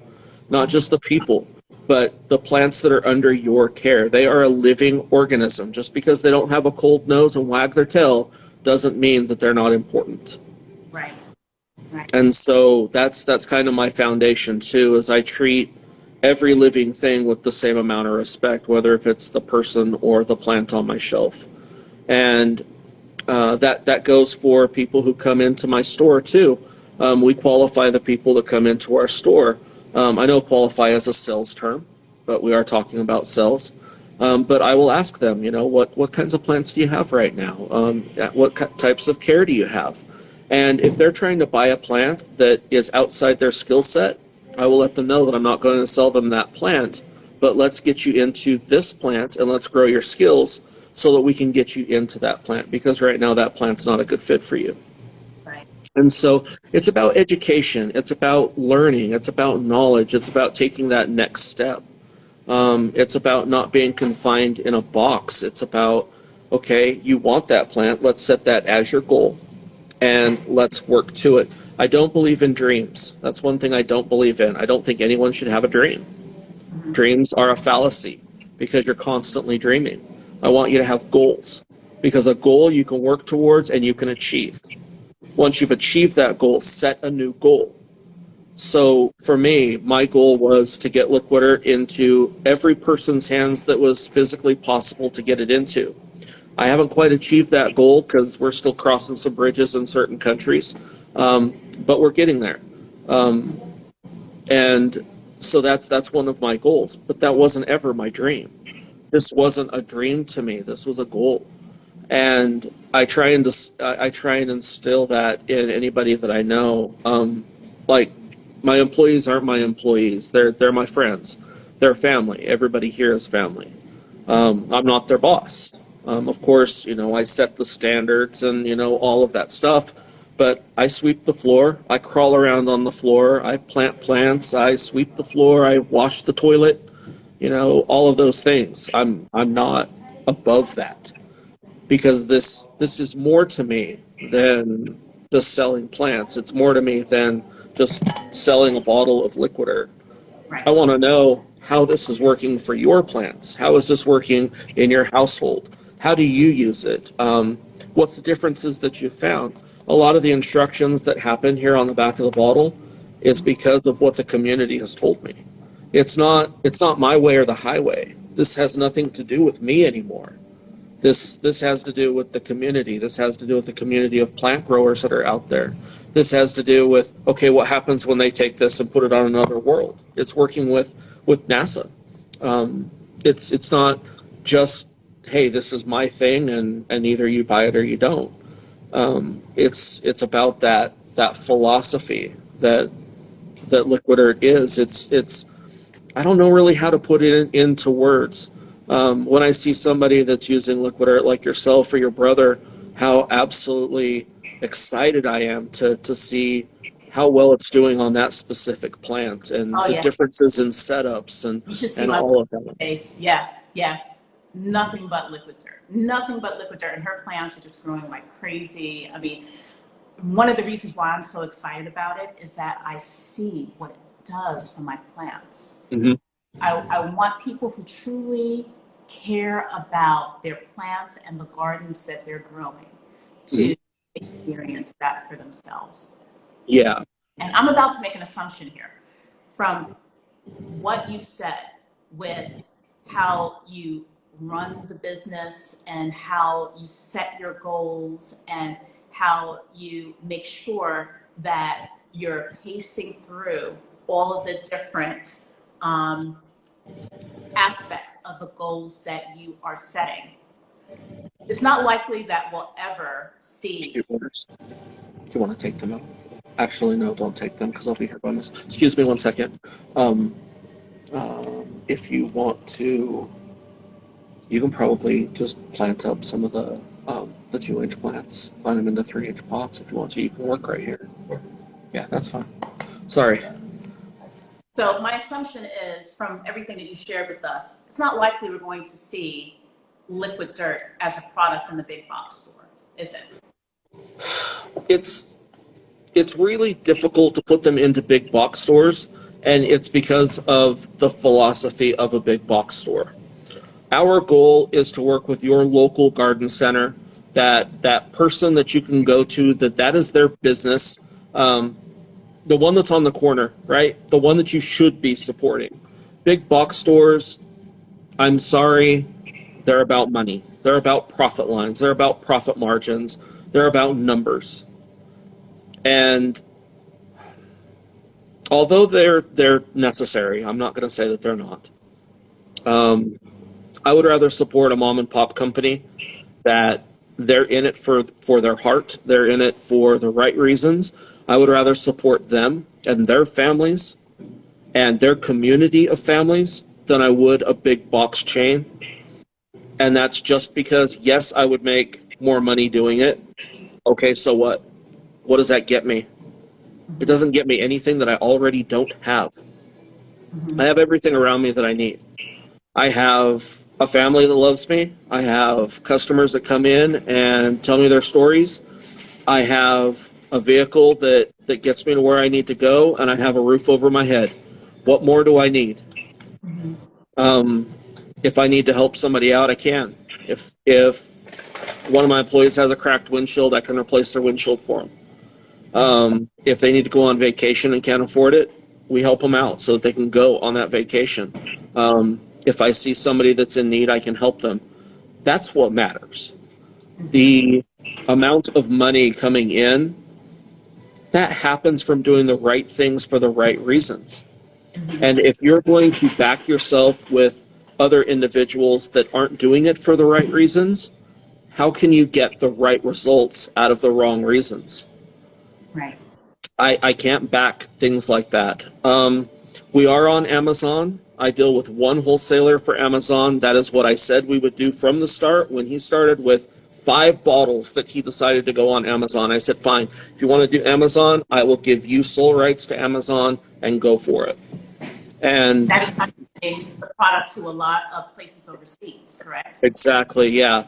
For me to ship it to you, it's just not cost effective. I just cannot compete with that kind of shipping. I can't. There's just nothing I can do about that. I have to charge shipping or I go negative, and it's because I haven't raised the price on my product. I can't afford to do that and still sustain the company. And so if I can find out other alternatives to get you the same product, then that's important to be able to do. So this is Gaia, by the way. You can see. Hi, Gaia. I recognize you from the YouTube. Yeah, she's my baby. But and so that's why we have it on Amazon. Do I like some of the things that are going on with Amazon? Do I like all the principles of Amazon? You know what? I can't say that. But I can say that I can reach a magnitude of people that normally would not be able to get my product by utilizing their platform. So in that big box kind of framework, there is some give and take that I have to do to achieve the ultimate goal, which is to make as many people happy as I possibly can. So I have to weigh those things, and that's some of the hardships that keep me up at night is, okay, where can we work with certain companies to get it into the industry and so that people can utilize it, as opposed to, okay, how is this going to make us the most money? Right. Because, and anybody who has been around me can tell money is not my driving factor. That money is the last thing that we talk about in the end. Money is after we've developed the product, developed the infrastructure, everything else, and then we go, okay, now can we sustain this? That's after the concept is out there. That's after everybody you're using. That's after all of that stuff happens. And yeah, is it a weird way to run your business? Yeah, there's a lot of banks and stuff that look at me and go, that's your concept? No way, dude. Absolutely not. Liqui-Dirt is solely funded by itself as well. I've put my whole everything into it. There's a lot of times when I put my entire paycheck back in the company just because I want to help somebody out, or we're going to send a shipment of Liqui-Dirt out to some country or some little village that I found out that their government's going to move them because they can no longer sustain the food crops for their village. And so now they're going to have to all get moved from where they're at and get put into some city. And it's like, why are you doing that? Help them grow food. So if I hear about something like that, we help them out and we do things like that. So, you know, that's where it comes into like the big box scenario is you do have to work with some of those entities so that the masses can enjoy that product, because for me to give it to them directly is not cost effective for them. Yeah, it has nothing to do with me. Yeah, that distribution chain, you can't beat it. And sometimes you just have to figure out how to leverage it to continue to reach the goals that you have, with, to build community around this product and to, you know, form those partnerships with people who are on the other end of that distribution chain. So I totally get it. And that comes back to our supporters group like yourself and having those people. Now, we do have some people that are in the industry that have made videos about me and stuff like that. You can search them, do your own research, it's fine. That have said, you know, that I'm just in it for the money and it couldn't possibly be what it is, and that I pay people to say good things about me and about the product and stuff like that. And one of them is a supposed soil scientist from Canada that is saying some of these things and things like that. Well, A, they've never used the product, they've never bought the product, they've never tried the product, they've never tested the product. That's straight out of the gate. They've never contacted me directly to find out any of the facts or anything about the company, where we stood, where we stand, who I am, how we develop it, any of that stuff. They're just stating things just to state things to get a higher watch rate on one of their YouTube videos. And, you know, more power to them. If that's how you can sleep at night, is how many people watch your videos, then that's fine. You know, we may want to go 4-inch pots with those. 4-inch pots? Yeah, go with 4-inch pots for those. So we've reached the hour mark, actually. Yeah. It's like, okay, if you want to know anything about me, if you want to find out anything, call the store. 9 times out of 10, I'm here and I will answer the phone. Yeah. Am I the inventor of Liqui-Dirt? Yes. Am I the owner of the company? Ryan and myself are the co-owners. I'm 51%. He's 49%. Okay. He's just the exact same as me. Call and talk to me. I answer the phone call. If you call and say, hey, let me talk to Cory, I've got a plant thing, I answer the phone. Okay, when was the last time that you can call Miracle Grow and talk directly to the president? When have you ever been able to call Fox Farms and talk to the president of Fox Farm? When can you walk into a Fox Farm store and talk directly with the owner? At any point you want to. And unless I'm down on the farm or I'm out in Oregon, I'm here. We open the store at all different hours. I have people that'll call me on my cell phone. You can get my cell phone number right off of Instagram. It's right there. It's my personal cell phone number. And I do that because you are important to me. And do I get some spam and do I get some weird stuff because of that? Sure. But you know what? I'm okay with it. I'm okay. I would rather have somebody call me at 1 o'clock in the morning saying they accidentally kicked their wife's plant down the stairs and she's coming home at 5 o'clock in the morning on an airline flight and we've got to get it repotted. Is there anything that you can help me with? Yeah, I open the store, come in, we'll get it repotted, take it home because your wife's important. Right. Right. That is why I started my retail store. It's because customers asked me to, not because I started the store so I could make money. I had people barrage me for 5 years saying, hey, open a retail store, open a retail store. I want to come and get products from you more than just at a farmer's market or a trade show or something like that. And that's where we started getting out to the public. And so we opened our storefront because of customers' needs. We didn't start this because we did it, oh, well, we can make money doing this. I have enough money from the other things that I've done in my life that I wouldn't have to work another day in my life, and I monitor everything and then just, keep on going. I'm not saying I'm independently wealthy, but I've made the right decisions in my younger life so that my older life I could do what I wanted to do. And what I want to do is Liqui-Dirt. I want people to grow happy, healthy plants. It's that simple. So now that we have gone past the 2-hour mark, just let everyone who's still here with us know that we're going to bring our conversation to a close soon. So if you have any questions for Cory, please use the question sticker. But in the meantime, I have a couple of final questions for now, because I'm hoping that our conversation will continue. There is just so much that we can discuss about Liqui-Dirt, your company, your goals, your philosophy. One key question is, you mentioned trade shows and farmers markets, and you've done that for some time before the retail shop. Are you still doing the trade shows and farmers markets and, just traveling around to meet different plant communities, gardening communities?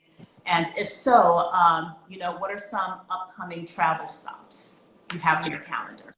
Yeah, so I try and do as many trade shows and things as I can. It's gotten really hard this year because we are doing some expansion and things so that we can keep our costs low. So we've actually made a new manufacturing facility so that we can keep our costs as low as possible. So we don't have to raise prices. So I look at it from that standpoint. If I can cut costs through manufacturing or do something ourselves to reduce costs, I don't have to raise costs to my consumer. And so that's kind of slowed down our trade shows for this year. One of the ones that we have coming up, which we absolutely love, oh my gosh, it's so much fun, is the Kansas City Holiday Boutique. That's coming up in November. And that's at the Overland Park Convention Center in Kansas City. We do that every year, and I absolutely love the people in Kansas City. They are so warm and heart-giving people that it's amazing. And if you've never been to the Kansas City Holiday Boutique there in Overland Park, it's a spectacle. It's amazing. When I went there the very first time, I will tell you straight out, I was in my 2000 Ford F-150. It's a little bitty truck, okay? And I had everything in the back of it, and I had heaters for all my plants and all that stuff. And I literally showed up in one truck because they said, hey, come out, do the event for us. And I was like, okay. So I was already a little nervous, going that far, 1,500 miles to do an event. And I showed up with my booth, and I walked in to this giant hall and everything. And I looked around, and the first thing I see is this gigantic booth. And it must have been 100 by 300 feet. Just as Christmas as you could get. I mean, everything you'll possibly imagine. And I looked at that and I went, uh-oh. I am way out of my comfort zone. I'm way out of my class. I'm not even. I don't want to be here. I called Ryan and I said, Ryan, this is the first time I've ever been really nervous and scared. We're out of our class. I have a wooden booth that I hand did, do all the woodwork and all that. I'm a three-dimensional artist on top of plants. And it's like, okay, I built this booth and it's a 10 by 10 booth, so 10 foot by 10 foot. I don't know how I'm going to compete with all this stuff that's here. I don't know. And so put the booth up and everything. Ryan was like, just, you're fine. You're already there. Just set up. It'll be good. It'll be fine. So we set up, and I've never had a better show. That very first time, it was amazing to see the smiles on the people's faces because we had something real. We had something that was growing, that was life and not fake and not glittery and just wholesome, just plants and the care and Liqui-Dirt that they'd heard about and stuff like that. And coming from that huge kind of retail, kind of commercialized kind of holiday back down to a wholesome, I can give somebody a decorative plant, like one of our string garden plants, to give them that and give them something that's alive rather than like a tchotchke or a dust collector. And from that point forward, we've just grown with them every year. And they're still one of my favorite events because that was the most scared I ever was at an event. And by the end of the event, it was also when I was the most happy because of all the new people that we've met and the communications that came from that. And we still have people that, this many years past that will come and say, I still have my first plant I ever got with you. And it's still growing great. And then I have the customers that come and say, you know what, I killed the plant 2 weeks after I had it. And I said, okay, well, let's get you into another one. Let's get you into something more easy.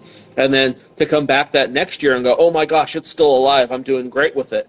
And so hearing the hardships as well as the successes is really beneficial to growing the company. And you asked me, what's the future of Liqui-Dirt? What do you think? And I want to have Liqui-Dirt stores in other cities and other communities as well, and that's something that we're looking into over the next few years. It's extremely expensive to do that, so I have to figure out a way to make it cost effective to do so and still have the same moral integrity that our company has and that our customers expect from us, and to make sure that we can deliver that to our customers, because ultimately that's what matters.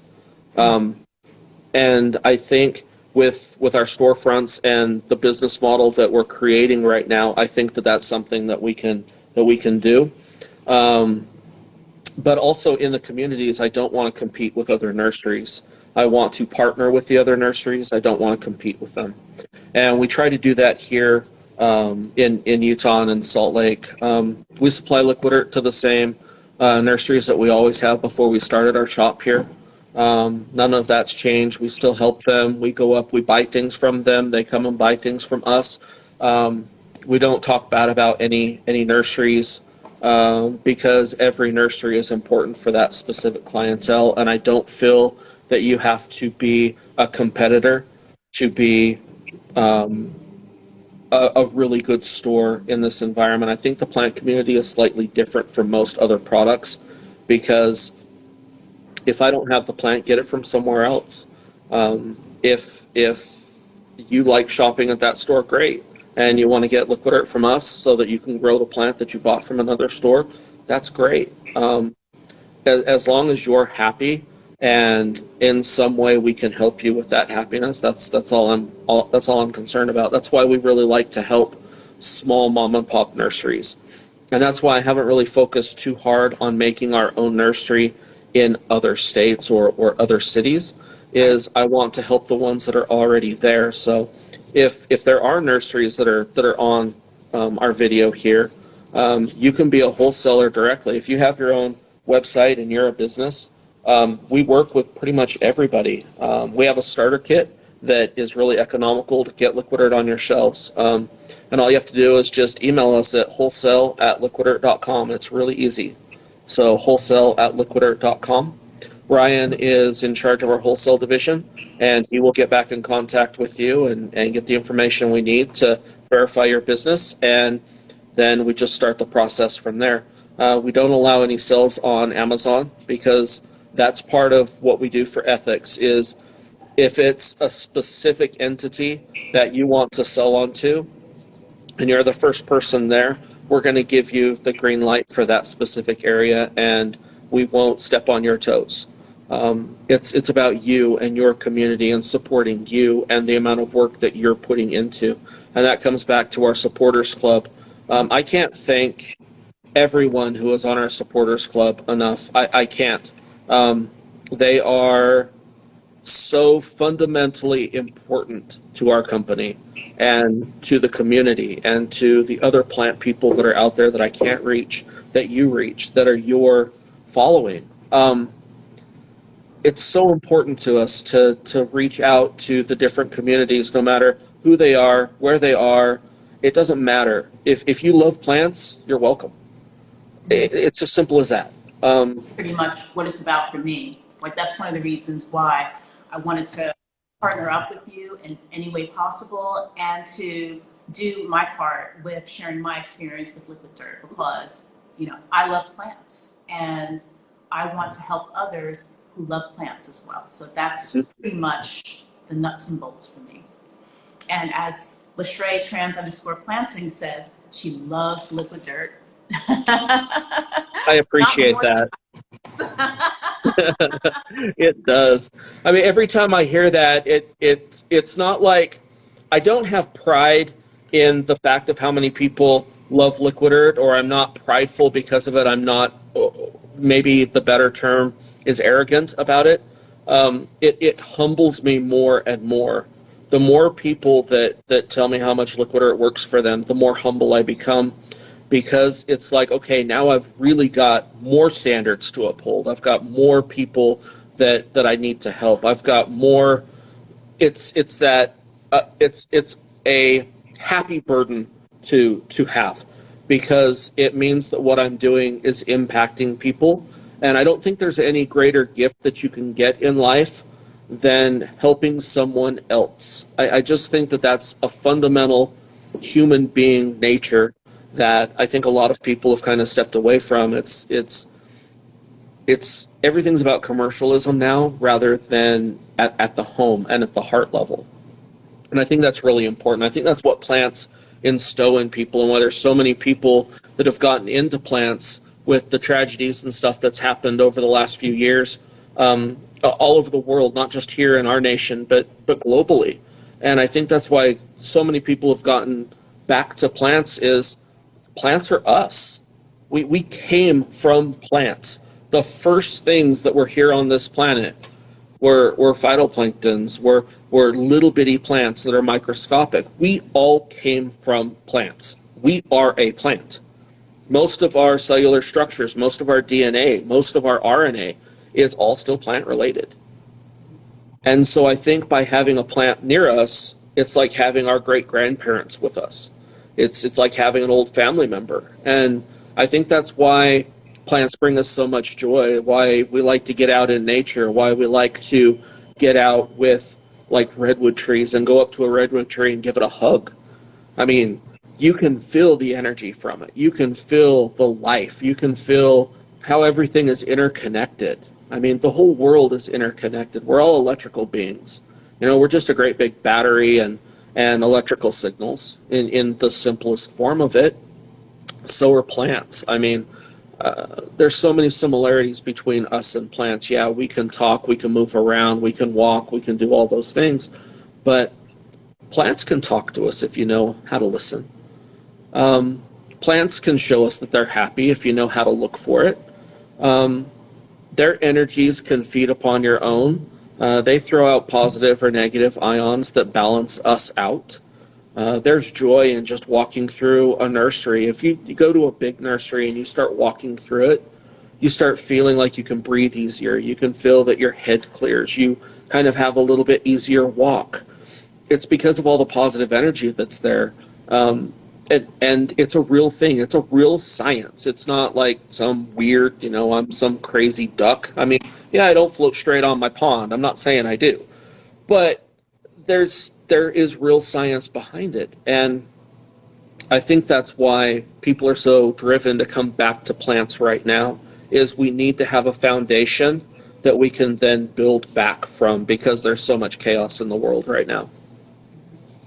Well, the questions are coming in, and one of the things that I like to do while on Coffee Talks is to read through some of the comments that contribute to the conversation. I haven't had a chance to do any of that. I'm sorry, I'll shut up.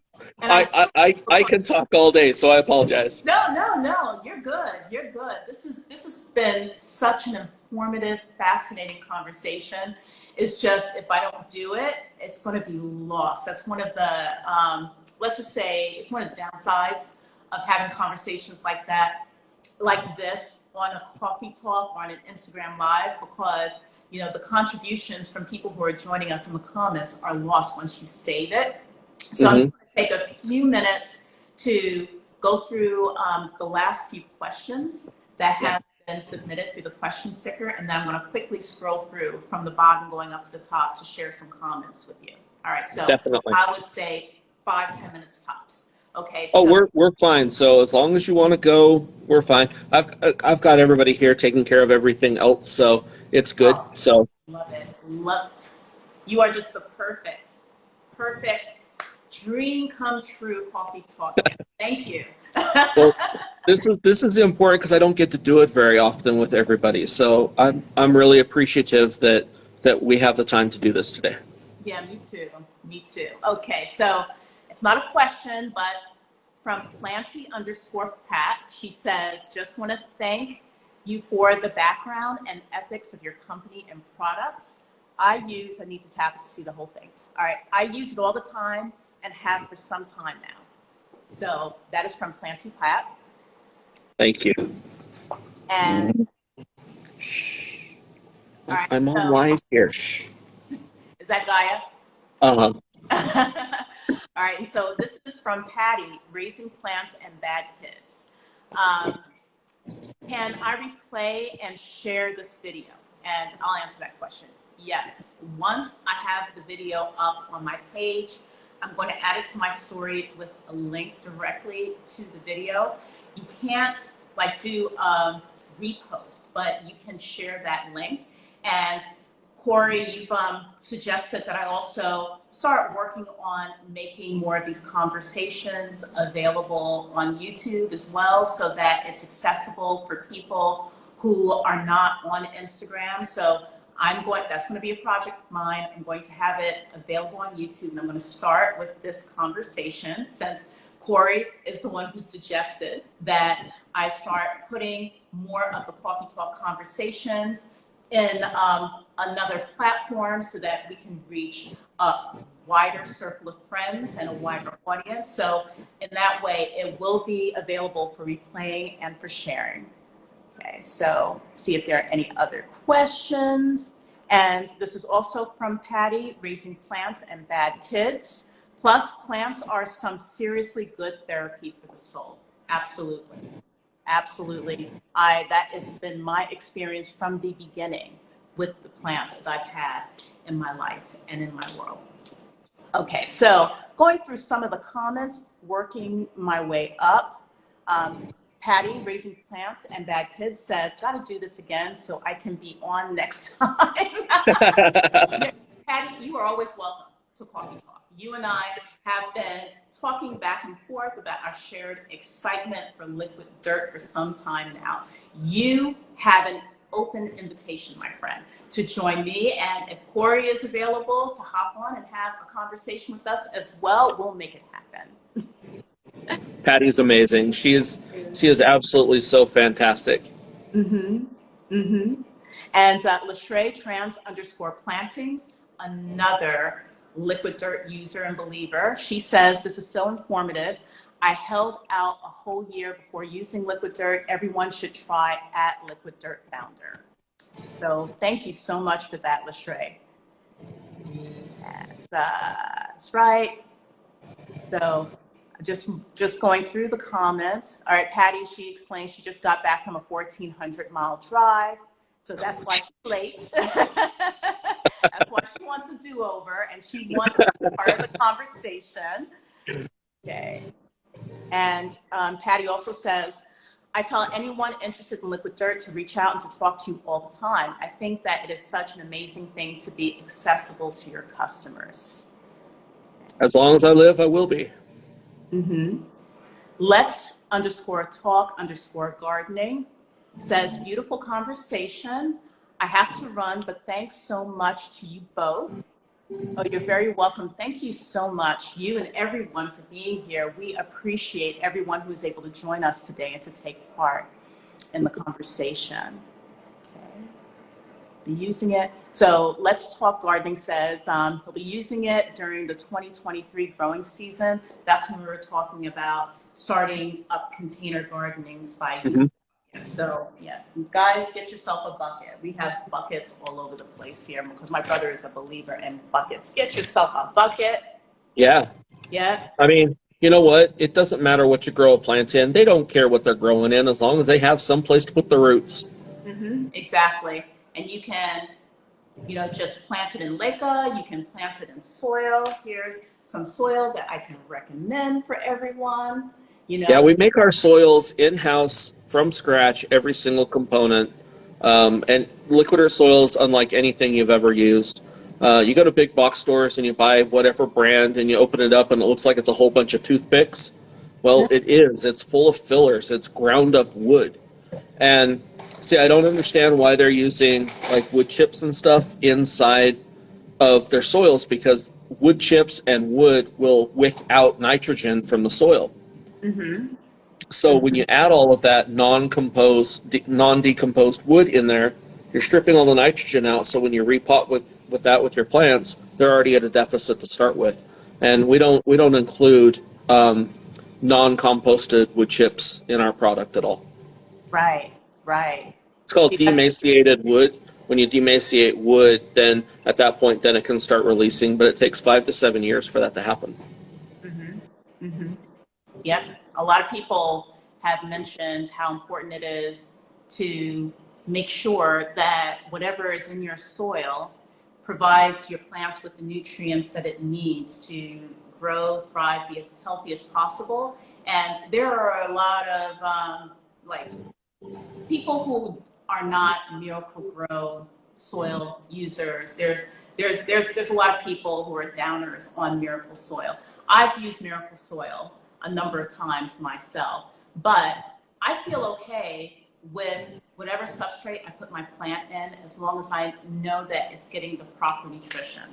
And yeah, so in connection with that, is liquid dirt safe to use with other types of fertilizers and plant foods? I know I myself have used slow release fertilizer, so I have Osmocote here, for example. Yeah, so you don't have to use other things with Liqui-Dirt because it provides every single thing that your plant needs. But if you want to use other things with Liqui-Dirt, you can. It won't hurt anything like that. So it won't change effectiveness or anything like that from other fertilizers. But there again, you really don't need it. But if you want to, if that's what you want to do, they're your plants, they're your babies, of course, but Liqui-Dirt won't cause any problems because of that. And I am actually getting ready, probably in the next 6 months, to release our slow release. So you'll actually have a granule-based Liqui-Dirt that we've been working on for about 10 years. And I'm finally gotten it tested enough that that we'll be releasing that soon. Oh, very nice. Okay, because the reason why I use the fertilizers is that even though I know the plants are happy with the liquid dirt, I want them to grow big. Well, some of my plants anyway. So that's why I've always been told that using certain types of fertilizers would be good for promoting maximum growth from your plants. But from the conversation that we just had, that may not be necessarily so. You need That's exactly right, yeah. And I would love to do... I would love to come back on and let's just talk about a specific topic of how plants actually absorb their nutrition. because that key component would dismantle a lot of the myths that are out there surrounding how fertilizers even work. Because if you don't understand how a plant absorbs or gets nutrition from the fundamentals, then you can't understand how the system works in its fluidity. So when I add that fertilizer to the soil, how does that actually get into the plant? And everybody says, "Oh, it's osmosis." Yeah, well, what's osmosis? How does osmosis work? What's the chains that create the osmosis process so that it can even happen? Yeah, I would love to have that conversation, especially how it works with plants in general and certain species of plants. So one of my projects, my side projects as a condo plant mama page, is to educate people more on the health and happiness of a fern and how you can have healthy, happy ferns in your indoor gardening space. And I've done a lot of research in terms of how the whole metabolism process happens within a fern as compared to other plants, and why they require more water to support its higher transpiration rate. I would love to have that conversation with you. Yeah, definitely. We'll plan that. Okay, good. All right, so we're going to bring it to a close with this last question. This is from Lachey, trans_plantings. Is there a discount code or coupon to try the new Liqui-Dirt products on a trial basis? Yes, if you use condo plant _25 and go to the website, discount codes are available through the supporters club. Yep. And and the reason why we do the discount code is to help support not only every customer that's there, but support the work that our supporters club members do for us.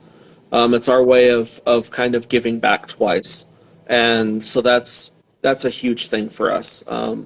It's all about giving back. I mean, plants give us life, so we should try and give them everything that they need as well. And Liqui-Dirt is one way to do that. Cory, this conversation was absolutely wonderful. Thank you again for joining us. Do we have time? And I'll take everybody on a quick walk around the store. Yeah. We didn't do that. Let me do that. Okay, I'm going to switch the camera around, I think. Yep, there we go. It's a little bit more grainy, but this way I can walk and see. So we grow our own isopods in our isopod colonies. So isopods are really, really important. You can see all the little guys in there. She goes out to the woods in California and she harvests her own isopods. So, Hey, there you go, girl. Yep. So we grow isopods. We do all kinds of plant starts and cuttings and stuff like that, where we literally start our own plants and grow them out here in the store. We do everything from succulents to, we talked about the aloe earlier. We even have some chameleons and stuff like that in the store. So this is Sir. What's his name? His name is Sir. Oh, hello, Sir. Beautiful. And I've been working with him for about a year. We got him from kind of not a good household, and so he would bite. And so he's now at the point where we can handle him, and it's just a lot of working and building their trust back. And so he's pretty amazing. And then we build living vivariums as well. So this is one of them. So we do complete water features and everything as well. There are frogs in there. Let me see if I can open this up and kind of show you. There's a frog right there. Oh, hello. Hey, buddy. And so everything in here is alive. We don't use anything fake. It's all real. We don't use spray foams or styrofoams or any of that stuff to create them. And we also do vivariums like this one as well. This is one of our smaller units. Yeah, I see Lachey's wheels turning because her terrariums and her pottings are amazing. And I know she's probably already trying to scheme out a plan to build up a terrarium in the exact same way with all natural elements. She was she's been on Coffee Talk a couple of times with me, and she took me through the whole process of making my own terrarium through all the different layers and the importance of just having bioactivity. So she's a big believer in isopods, for example. Love it. So just another shot of the store. And then this is our air plant and orchid house. Wait, air plants? Okay, wait, hold on. Okay. There's an air plant that we have here, and then there's some others that's over here. I'm bringing in some other ones from my greenhouse because we're a little depleted. We just had a massive sale, and so, and you know what? We leave some of our, like after some ferns do their spore, because ferns, as you know, ferns don't have seeds or that. They can grow from their rhizope or they can spore. And so these have spored out. That's why they look brown. But you know what? It's something we can show people when they come in. We don't get rid of nature here. I mean, brown leaves, dead leaves, that's going to happen on every single plant. That's how they grow. We lose hair on a daily basis. Nobody looks at us and goes, oh my gosh, you're not healthy because you lost hair. Plants lose leaves the same way that we lose hair. So leaves only live for so long. And then we have some carnivorous plants and some little babies. And this right here is a cactus orchid. So just some cool stuff. These are some pretty rare pitcher plants that we have in here. Some of them are from Madagascar and really cool. Some begonias that we're starting. This is kind of where we do some starts. These are all springtail colonies. So we do springtails here as well. And we have the wingless fruit flies as well. So we grow all those colonies, and that's so that we can feed out our all of our frogs that we have. So we have poison dart frogs that we have here. So that's cool. This is another vivarium that we built. Just opening that up for you so you can see. And then right up here, this is my absolute favorite frog. And this is an Aussie. And I love them because I think this is where they got the idea for Kermit the Frog. Oh. Because if you look at his eye and his head shape, you can kind of see the Kermit the Frog there. Yeah, I do. Perfect. So, and these guys are so cute. They're one of my favorite frogs. And they can change color. They can go from a bright green to almost like a dirt brown. So they're really, really cool. Love them. We're resetting some of our store after our sales. So some of this is here. We're just getting some stuff replanted and reorganized. And we grow literally all of our plants here from scratch. Terrarium plants. Oh, wow. You have quite the selection, too. Yeah, we have about 70,000 plants here on offer in our store. That you grow yourself. Yep, that we grow. Yep. So that was just one shelf, and then we have multiple shelves, of course, as well. Sorry if I'm making anybody sick. I'm trying to go slow, but it's a big store. I'm speaking for myself. We do prop jars as well. So these are our propagation jars. These are kind of new. So I 3D print this out of bioplastic. So I 3D print these, and then I actually blow all the glass for all of our glassware in the store. So the full prop is $15 as it sits like that. And then you can do all your little propagations in them. We're getting ready to put these up on our website. So we're building a brand new website for everybody. I also build propagation jars like these, which are really cool. So these are made out of white oak here. And I get the white oak from decommissioned ships. So when they strip the really old sailing ships and stuff, when they take the deck boards off, then I get those deck boards and I recondition them. And then we reuse them for here. And then I blow the glass for those as well. Mm-hmm. So those will be up on our website soon as well. So those are just some really big propagation jars. And that's for like when you do really, really big propagations like this guy. Mm-hmm. Then you have some place to put those. just a wide variety of different glassware, different terrariums. Pretty much all the glassware I build. We do rock bowls. This is one of our rock bowls here, which is really cool. So this is rock, and then we also do some glass inlays. But it's a bowl so that you can plant in it. There's some more down here. Different glassware. This is another vivarium that we're getting ready to build. I just got it all built and everything. So that's coming. We also do bamboo, which is really cool. Really tall bamboo. Larger plants. There's also plants up here. There's literally plants everywhere. Yeah, we see. Everyone is saying, this is just mind-blowing. It's amazing.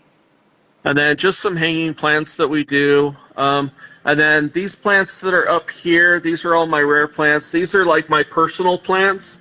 These guys aren't for sale, but I'll take you just a quick walk down through. Everybody goes, oh, what plants do you have? And then, so that's huge. And then this is my queen. So she is a huge, so that leaf that you see right there is about 36 inches across.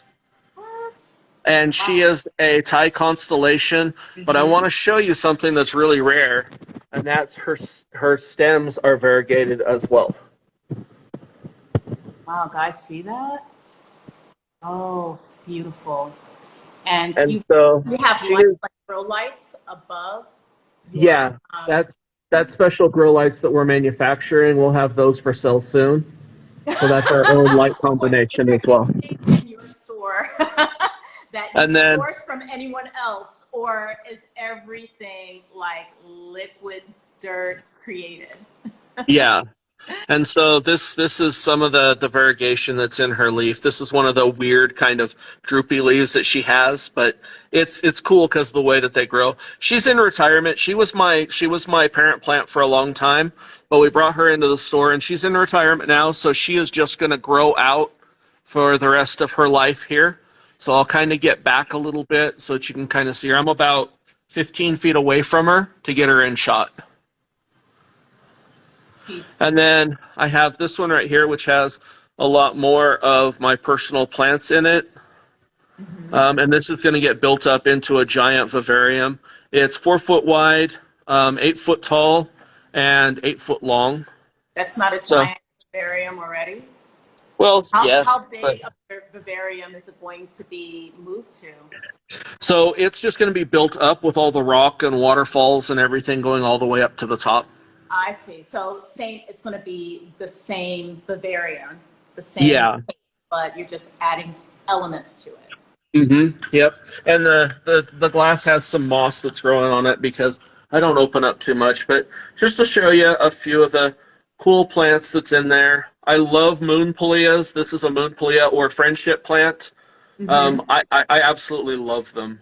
I know it's a simple plant. It's not on the collector's list, but you know what? I love them. They're so textural. They're so beautiful in color. They've got little baby's breath blossoms. I mean, what can't you love about them? And just some other really cool plants. It's kind of all grown together, but this is how plants grow in nature. So that's kind of how we put them in there, yeah. And this little guy, variegated monstera in there that is just like nestled in a sea of beautiful plants. Yeah. My collection. I love it. So, yep, just some really beautiful. And then this guy, he grows all the way up and all the way up and then over and down and back again. So they've just kind of grown wild. This over here is actually a red sequoia redwood. So you can see that one. Yep. It's beautiful. So just all different kinds, really fun. And then they kind of grow outside as well. So they're kind of just growing everywhere. We just let them grow. Other habitats, vivariums that's in here as well. More prop colonies. So we show people firsthand. You come in, you're going to see us propping stuff. You're going to see us growing out those plants and what it takes and teaching everybody who comes in. I mean, the knowledge is free. Here, take it, go. Just, make plants happy. Of course, find an opportunity to mention this. You have some really good information that you share freely on your YouTube as well. That's where I discovered the tips that you shared about pest control and putting together that spider mite glass solution. So yeah, knowledge is free, freely offered, freely given, everyone. Hey, Gaia. Gaia's the important one. She's managing everything. And then this is my mom and dad, and that's their dog Mooch. And you'll see this at every single event we go to. Mom and dad are always with me. Beautiful. Hey, Mom. Hey, Dad. So, and they're usually in Oregon. That's our seed kits that we have there. So 33 different varieties. They're all individually packaged, marked for the vegetable, and then we have our herb packs as well. Right. So really fun there. Of course, the cash register, and this guy was started in 2019. It's one of the first builds that we did in the store, and you can see it's kind of grown wild. Oh my God. Yeah. Goals. She probably already has one that looks like that already. She probably We do some hydroponic towers as well. And then this right here, she's 25 years old. That's Oh, what? yeah, so I think you can see a monkey. Yeah, it's a oh geez, it just escaped my mind. We'll come back to it. It's a ponytail palm, yes, you're right. But she's in retirement now as well. She used to do babies. You can see some of the babies down there at the bottom and everything. But she is one length all the way through. I never cut her main stem.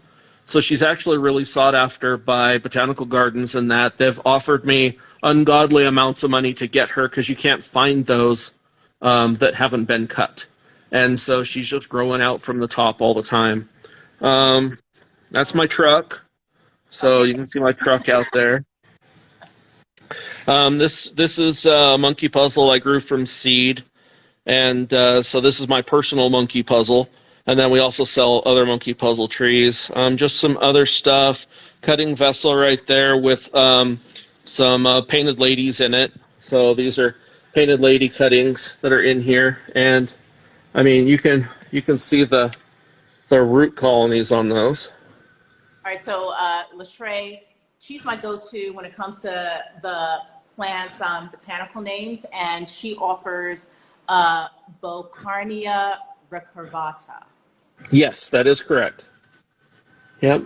And then this is one of our smaller vivariums that we make, and then you can see the little guy there. He's just happy as can be. Yes, it's a real frog. It's a poison dart frog. But we do all of these really cool vivariums. And then our string garden plants, which is kind of where we started a long time ago, taking these to events and stuff like that, as well as our Liqui-Dirt. That was pretty much our two products when we first started. And then we have all of our terrariums that we make as well. So, and again, personally blow the glass for, so yes, you do your own glass blowing, which is amazing. Yeah. So all of those, just some other store plants. That's Ryan's just simple elephant ear, but that's the first plant that he physically grew himself from start to finish. So we brought it into the store, so that's kind of fun. And then this is new glass. Magnificent. Good job with your elephant ear. And these are just some new glassware that I blew so that we can start making terrariums out of them. And so we do decorative marbles as well for them. Oh, so those marbles are removable? Yeah. So that you can allow some air to go into the vessel? Perfect. Yep. Love that. So. And these are available from your website? Not yet, but they will be on the new website, yeah. Okay. Oh, you're developing a new website? Are you updating the current one, or are you? It's going to be a totally new website. I'm scrapping that one. It's too dinosaurs, so. Good luck. I know a lot of work will be involved with that, but we can't wait to see it when it's ready. Yeah. And so then we just have some of our planting materials and stuff like that. And then some of our soils. I'm pretty much out of stock. As soon as I make my soil, I'm out of stock. So this is all for soil when we make it. And then all of this area down here is all for soil when we make it, and all of that's usually gone every Saturday. I try and make it once a week, just to keep up. And then this is like one of the carvings that I do. It's a skull, Mm-hmm. and that's solid quartz crystal. Love it. So lovely. So Everything in your shop is just amazing. So we do a lot here. We do a lot of carvings. I do a lot of carvings, and then I have just natural pieces as well. All the marbles and stuff, and the terrariums and how they grow. So that's what we do is we make everything custom, but we don't charge custom prices because we want everything to be specific for individuals. And I also grow our own marimo balls, so I actually grow them. We don't order them in or anything, so I have a full system for growing them and everything. So kind of fun, but that's in the comments, Cory. They're like, oh my God, it's amazing. Everything is amazing. The plants, the terrariums, the vivariums, the carvings, the marbles on the terrariums, your marimo balls. Everything is just magical. And then this tree right here, she was a rescue. So we sold her to a customer, and she had to leave for a month and left it in her sunroom. When we got her back, she had one leaf. When we got her back to the store, she had no leaves. Yeah, that'll happen. And so she lives here now, and she's just massive. So that door is 36 inches wide. So you can just take that and see how big she is. Just massive. You've got the touch, Cory. You've got the touch, for sure. It's so much fun. And I also wanted to show one of the things that everybody asks is, how can we possibly take care of this many plants? It used to take us a full week to water the store. We water the store in 5 minutes now on half the water because I did a full watering system. And so I automated our full watering system. So I built the automation system for it. And that hooks up through the web, and I can water the store anywhere in the world, or it just comes on and does its thing when it needs to. So all the store's watering system is all automated. And where does the water drain? So the water, it actually doesn't drain very much, but it drains down through a pan that's in the bottom that's collected, and then it gets recyclated and then goes up to that system up there. That's pretty cool. And yeah, there's plants up there too. How long did it take you to build the automated watering system? Since 2019, we've been doing store improvements all the time, so it's a constant work in process. So, I mean, every direction you turn, I'm in complete awe. I am more and more amazed. Yeah, and these right here are Stephania erectas. Those are kind of a really cool plant.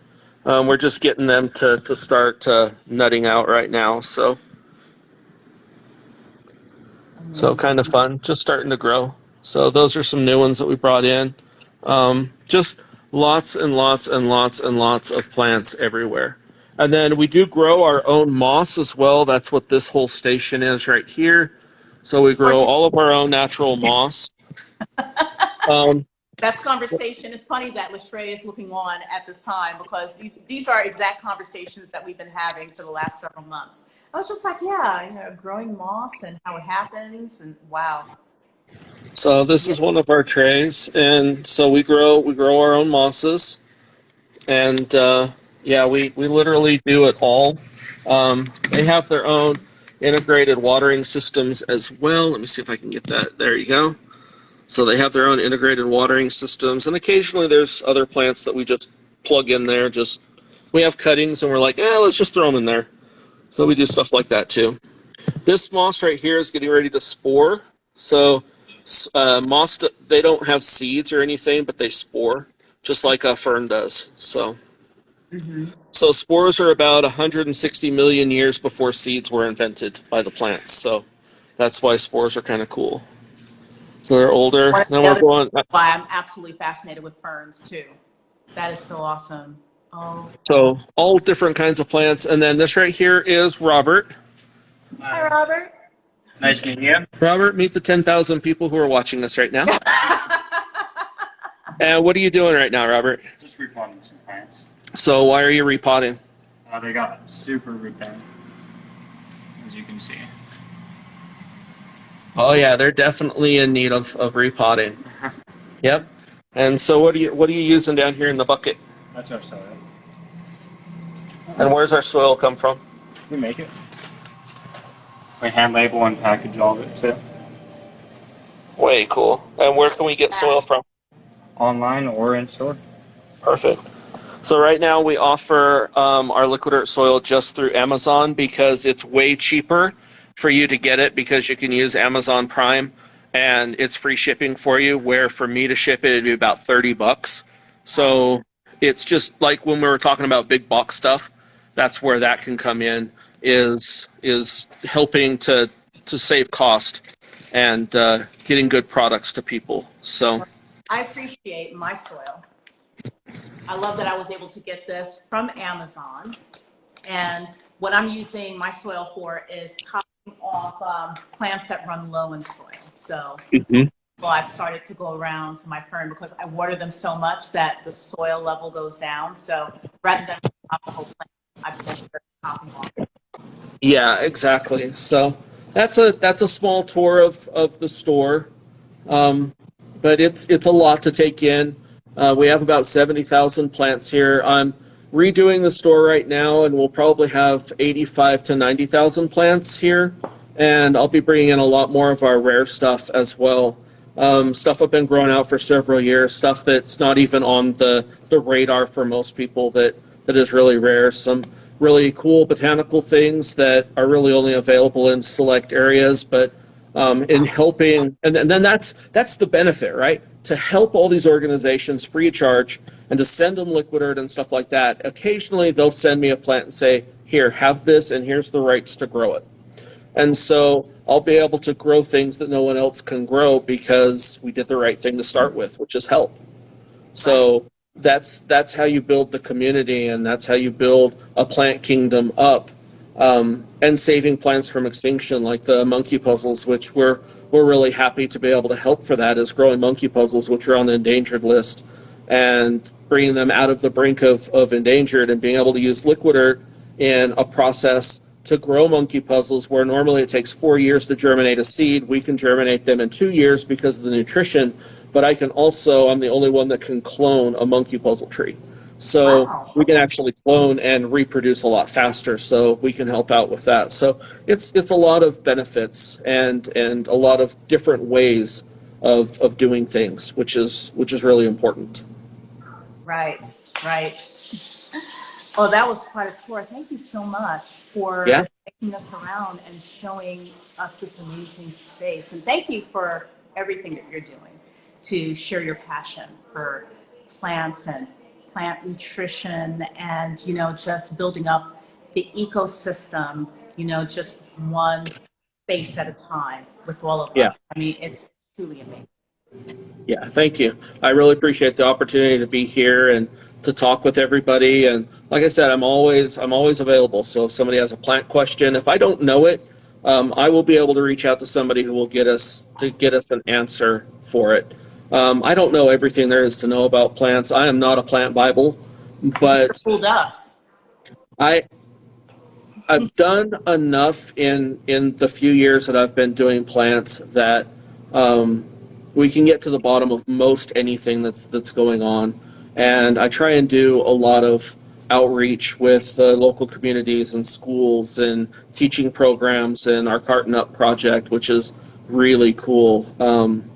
It teaches kids about proper nutrition for plants and teaches them in a real world atmosphere rather than just a book or on a screen. Get your hands dirty and get back in nature and grow a better future. Yep. So 2 closing remarks for you before we bring our conversation to a close. Lestray says that she loves Gaia. And and another friend, Robin, she used to be on Instagram as House of Plants for tours.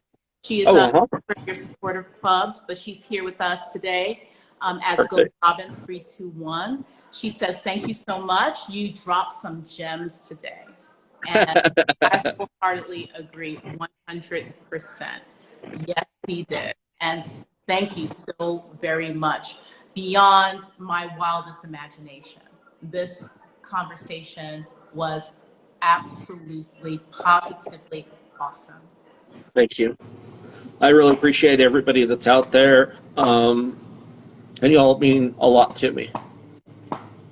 You mean a lot to us as well, Cory. Thank you. Truly, truly do.